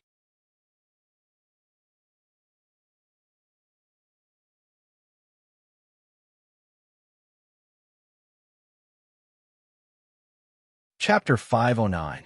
Good things happen one after another in the Holy Crown City. First, Yelena successfully advanced and became the youngest Grand Magus on the continent, except for Hanjin. Then, Ses Leger and Mali Shun, the Lord of Depew City, returned to the Holy Crown City. Due to various considerations, Hanjin didn't show up for the time being. Guevara and Mali Shun were in the preliminary contact. If Mali Shun refused to be conferred by the Holy Crown City, there would still be some room for negotiation. After all, Hanjin was the leader of the Holy Crown City, and Guevara's words didn't count. Of course, this kind of thing couldn't be hidden from smart people. Without Hanjin's approval, Guevara wouldn't have made such a surprising request. But no one would expose the truth. In the face of the threat of the Abyss world, unity and cooperation were the main theme. As the saying goes, if the lips are gone, the teeth will be cold. If the alliance failed, all the races on the ground would be destroyed. Surprisingly, Mali Shun agreed to Guevara's proposal without any hesitation, and he didn't even propose any exchange conditions. However, one of Mali Shun's deputies made a tactful request to Guevara. During the period when Leger and Sassa stayed in Depew City, they attended the parties held by the nobles almost every day. According to Mali Shun's deputy, several noble ladies fell in love with Leger and Sassu respectively. To put it bluntly, they wanted to unite with the Holy Crown City through marriage. This kind of request should have been made by Mali Shun himself, but the deputy had already exposed a lot of things. Guevara immediately saw through Mali Shun's panic and weakness. In fact, this was understandable. If Hanjin's rise was a miracle, then Hanjin's ability to defeat the fallen angel Catherine was completely a myth. Not to mention Mali Shun's limited psychological endurance. Even the group of people in the capital of elements who were centered around Solomon's eldest son was collectively silent.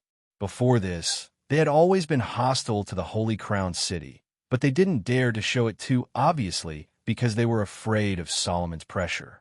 Then, Chasam of Cold Shadow City sent a messenger. About 7 or 8 days ago, more than 10 black dragons launched a probing attack on Cold Shadow City. Although it was just a probing attack, the battle was very intense. It was like an encounter between an angel and a demon. When they saw their mortal enemy, both sides would not hesitate to release their fiercest attacks. In the end, Cold Shadow City won and shot down 2 of the black dragons. The rest of the black dragons fled into the sky. Chasam was worried that the black dragons would attack the Holy Crown City again. So he sent out a small combat team consisting of more than 10 titans to assist the defense of the Holy Crown City. It was not an exaggeration to describe Chasam as arrogant and respectful. Chisam's reason was very good, because the black dragons were a great threat to humans. All magicians, even those at Green's level, would be useless in front of the black dragons because the black dragons were immune to all magic. On the other hand, human warriors lacked the ability to fight in the air, so they could only passively take a beating. However, when the think tank of Holy Crown City read Chisam's letter, everyone could see that the letter was full of flattery. The command of the Titan team fell on Dormany, and Chasam also revealed that in the meeting of the Titans, he had already decided that if he, Chasam, were to die in battle, Dormany would take over as the clan leader, and his proposal was unanimously approved. What a blatant lie.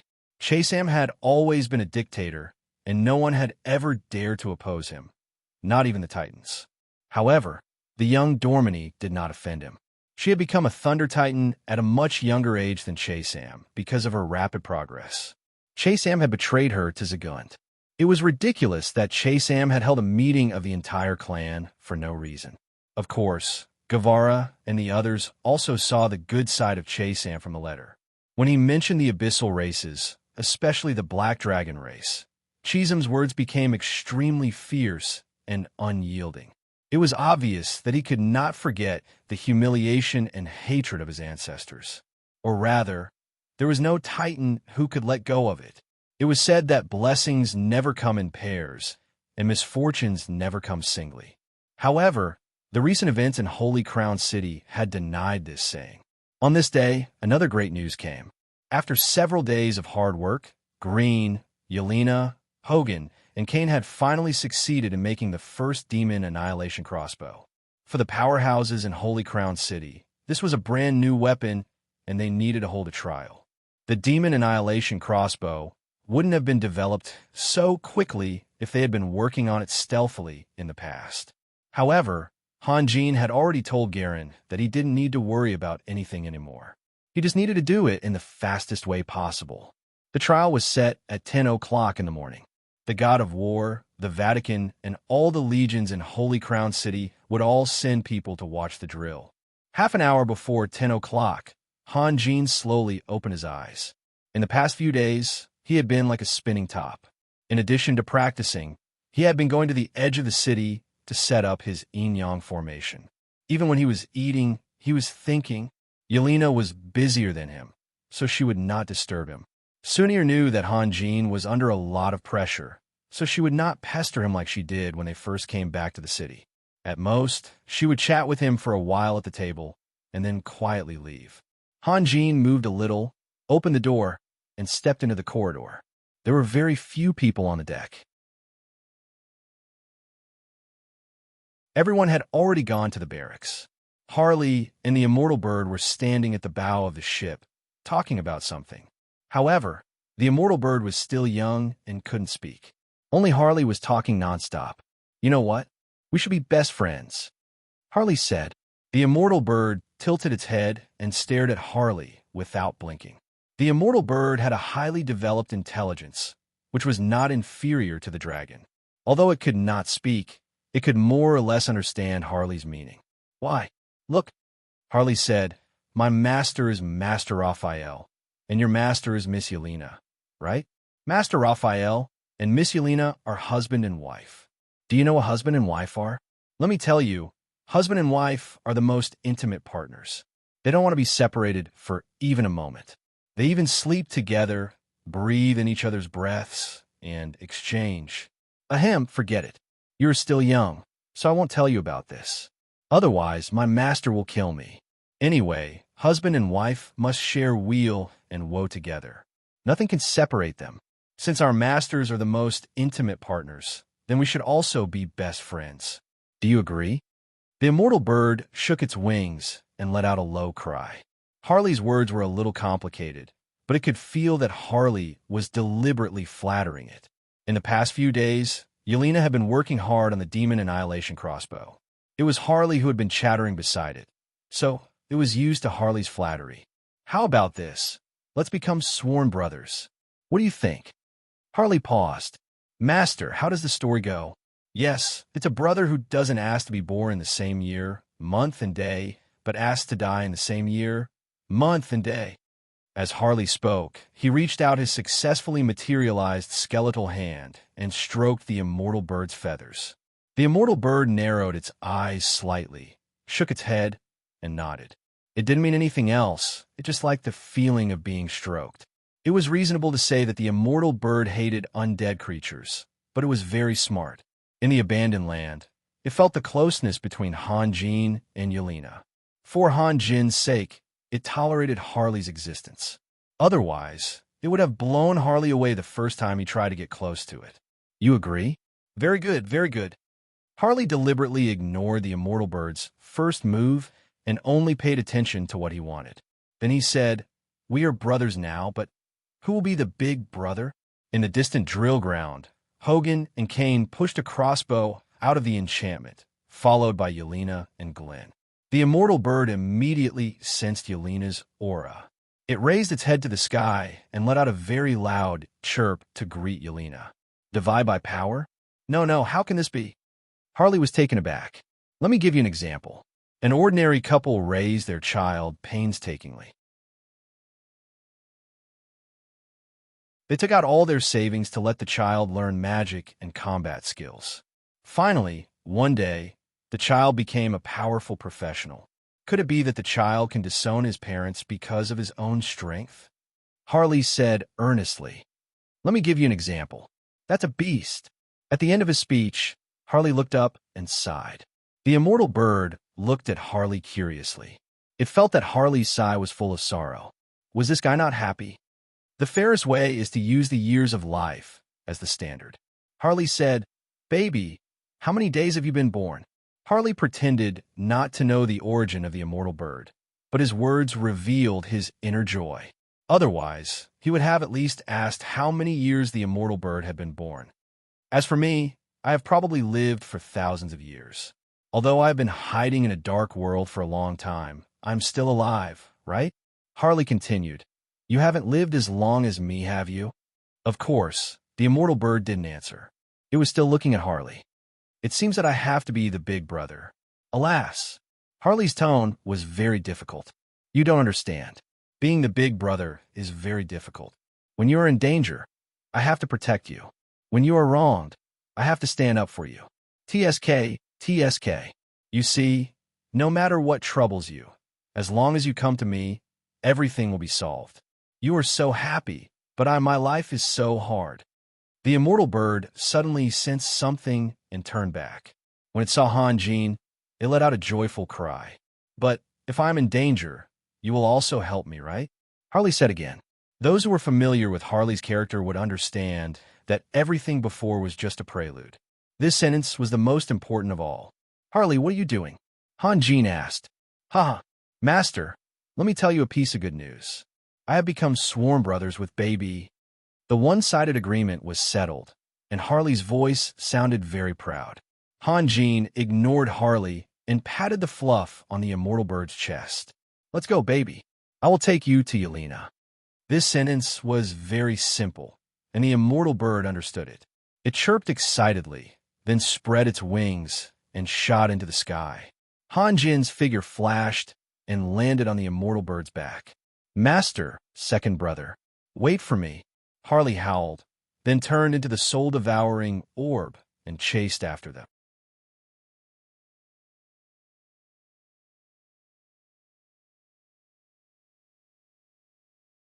Chapter 510. In the drill ground, Yelena was personally adjusting the ballista. Her concentrated look had a unique charm. Her big, sparkling eyes didn't even blink. Her fingertips were as white as spring onions, constantly pressing the ballista. The tip of her nose and forehead were covered with a thin layer of sweat, making her look exceptionally calm. This was something that Yelena didn't usually have. Only when she was working could she become a true Grand Magus. Without work, she was just a child. Many people came to watch the drill.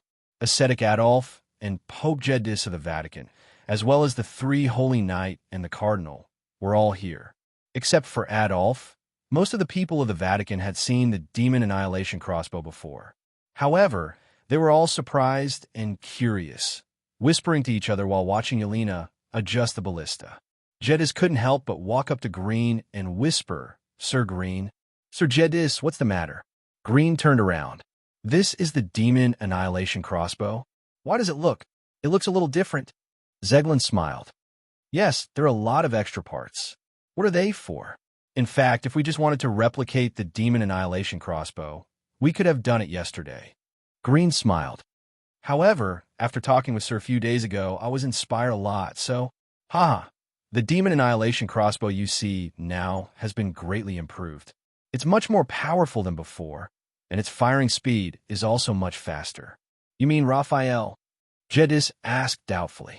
Hanji knew almost nothing about conventional magic. How could he inspire Green? Yes, you can stand next to Yelena and see for yourself later. For now, I want to keep a secret, Green said. Jedis glanced at Green helplessly. They were old rivals. He knew that Green liked to play tricks. The more curious you were, the happier he would be. Of course, the less likely he would tell you. However, looking at Green's excited expression, he didn't seem to be bragging. He must have something to rely on. At this moment, a loud chirp came from the sky, and a light red shadow fell directly behind Yelena. However, Yelena was so engrossed in her work that she didn't notice the arrival of her baby and was still busy. Seeing that no one was paying attention to it, the undying bird slowly closed its wings and lowered its head, looking very disappointed. Then, Hanjin and Harley landed one after another. Hanjin glanced around and then walked towards Green. Harley moved closer to the undying bird and said in a low voice, "Second brother, you flew too fast. Really too fast." After saying that, he even gave Green a thumbs up as a sign of praise. The phoenix, on the other hand, was dispirited. Ignoring Harley, it stuck its head out and observed Yelena from the side. "Are you almost ready?" Hanjin asked. "It should be about time." His gaze then fell on Jedis. "Lord Jedis, I'll have to trouble you." "Okay." Jeds nodded and slowly walked to the other end of the drill ground, where there were two human-shaped targets made of corundum. Jeds chanted an incantation and released an absolute barrier, covering one of the targets. He then chanted another incantation. Two absolute barriers in quick succession caused Jedis to lose a lot of his magic power, which made his face pale. However, he couldn't care less and quickly walked back. He wanted to see the process of Yelena operating the demon annihilation crossbow with his own eyes. It was just a drill, yet Jedis had released the absolute barrier. On the surface, it was unnecessary, but from a psychological point of view, it was the best way to achieve the best results. The absolute barrier was the magic shield with the strongest defensive power. Not only could it resist almost all magic attacks, but it could also resist physical attacks from warriors. If the demon annihilation crossbow could easily destroy the absolute barrier's protection, it would be a great boost to morale. Yelena finally finished debugging and let out a long sigh of relief. She raised her head and saw Hanjin. Then she smiled brightly. "Raphael, you're here." "Yeah, you must be tired these days." Hanjin felt a little distressed. "Chirp." Suddenly, a very low chirp came from behind. Something was using this method to express its dissatisfaction or to attract attention. "Baby, you're here too." Yelena stretched out her hand with a smile and stroked the phoenix's neck. "Good girl. When I'm done, I'll accompany you. Don't be angry." "It's okay, Miss Yelena. I'll accompany my brother." Harley smiled. "Brother?" Yelena was stunned. Harley was just joking, but he was trying to separate Yelena and the immortal bird. Yelena was fine, but the immortal bird was really angry. It suddenly stretched out its sharp beak and pecked Harley's forehead like lightning. Ever since he had absorbed the power of the abandoned land, Harley's body had been able to materialize. His head, in particular, reflected the cold light of steel and looked extremely hard. However, under the attack of the undying bird, a thumb-sized black hole appeared on his forehead. There were also many small cracks around it. Ouch! Harley was angry, anxious, and angry. He covered his forehead with his hand in pain. "How could you attack your brother?" The phoenix raised its head and suddenly let out a high-pitched chirp. It seemed that it had no intention of repentance or concession. Okay. Harley immediately gave in. "I won't lower myself to your level. I'm the big brother after all." "Yelena, you can start now," Zhonglin said. "Okay." Yelena responded, and her eyes fell on a crossbow. Hogan, who was next to the crossbow, sent out a magic signal, announcing the official start of the exercise. Harley, who had retreated, muttered a few words. He realized that he would not have been afraid of this kind of attack before. It seemed that having the ability to materialize was not a good thing. Jeds had already returned. He stood behind Yelena and carefully observed the crossbow. Compared to his impression of the demon annihilation crossbow, The most obvious change was that there was an extra steel frame behind the crossbow. At the top of the frame was a small platform made of crystal, and at the front of the platform was a crystal ball the size of a bowl. What was this for? Yelena put her palm on the crystal platform, and both the crossbow and the platform released light at the same time. The onlookers saw that the exercise was about to begin and couldn't help but hold their breaths and watch nervously. Yelena gently stroked the ballista with her palm. It was as if the ballista had a life of its own. Countless magic runes could be seen flowing on the ballista like water. They flickered in and out of existence, sometimes shining brightly and sometimes dimming. The crystal ball in front of the platform also lit up. Jed saw that there were 3 circles of different sizes in the crystal ball, and a human-shaped target hundreds of meters away appeared in the crystal ball. Yelena took a deep breath and pressed her palm down. Boom! The crossbow let out an angry roar, and the whole body trembled violently. A giant crossbow bolt thicker than a person's waist shot out and disappeared in a flash. The absolute barrier released by Jed's was annihilated in an instant, and the human-shaped target was smashed into pieces by a blurry shadow. The next moment, the giant crossbow bolt shot into the mountain behind the target, splashing smoke and dust dozens of meters into the air. Countless pieces of gravel and dust fell, and the onlookers could see that a 2-meter-wide black hole had appeared on the mountain, and the giant crossbow bolt had disappeared without a trace. The onlookers were silent.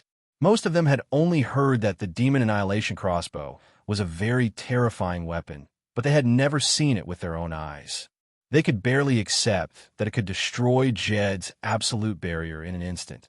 But it turned out that the power of the Demon Annihilation crossbow was far beyond their imagination. That wasn't an ordinary mountain. Thousands of soldiers worked day and night, repeatedly using mud and water to strengthen the fake mountain, so it was much tougher than an ordinary hill.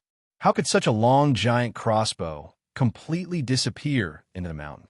Hogan raised the small flag in his hand, and Alexander led 7 or 8 mountain warriors forward, carrying a giant crossbow bolt, and placed it on the crossbow. What was strange was that the giant crossbow bolt that required 7 or 8 strong men to lift seemed to have lost its weight after coming into contact with the ballista. Cain was able to turn the crossbow bolt by himself until the magic runes engraved on the arrow shaft matched the runes on the ballista. Only then did Cain straighten up and move to the side. No one knew what Yelena did, but a very faint light curtain slowly expanded, and Yelena, Hanjin, Jed's, and the others disappeared from everyone's sight. Boom! The crossbow roared again, and at the same time everyone heard the roar. Yelena, Hanjin, and the others' figures appeared from the magic boundary. Jed's absolute barrier was shattered without a doubt, and the human-shaped target was turned into flying gravel. Everyone was still completely silent as they stared at the 2 pitch-black cave entrances on the hill. Alexander and a few mountain warriors walked out with another giant crossbow bolt, but this time it was a blindfolded guy at the back of the team. It was a vampire captive. When the crossbow bolt was loaded, Alexander tore off the black cloth covering the vampire's eyes and said coldly, "You can get out now. Go back and tell Donald not to mess with us." The vampire looked around blankly, and the malicious gazes made him tremble all over. "Didn't you understand me?" Alexander pressed his hand on the hilt of his sword. The vampire screamed, then turned into a large black bat, flapped its wings, and flew into the air. Yelena's palm was on the crystal platform, and she kept moving it, and the crossbow bolt creaked as it moved. Soon, the figure of the black bat appeared in the crystal ball. Bang! The black bat transformed into a bloody mist that exploded out, and then the bloody mist was swept up by an extremely ferocious airflow before shooting violently towards the sky, forming an extremely conspicuous blood-colored pillar of air.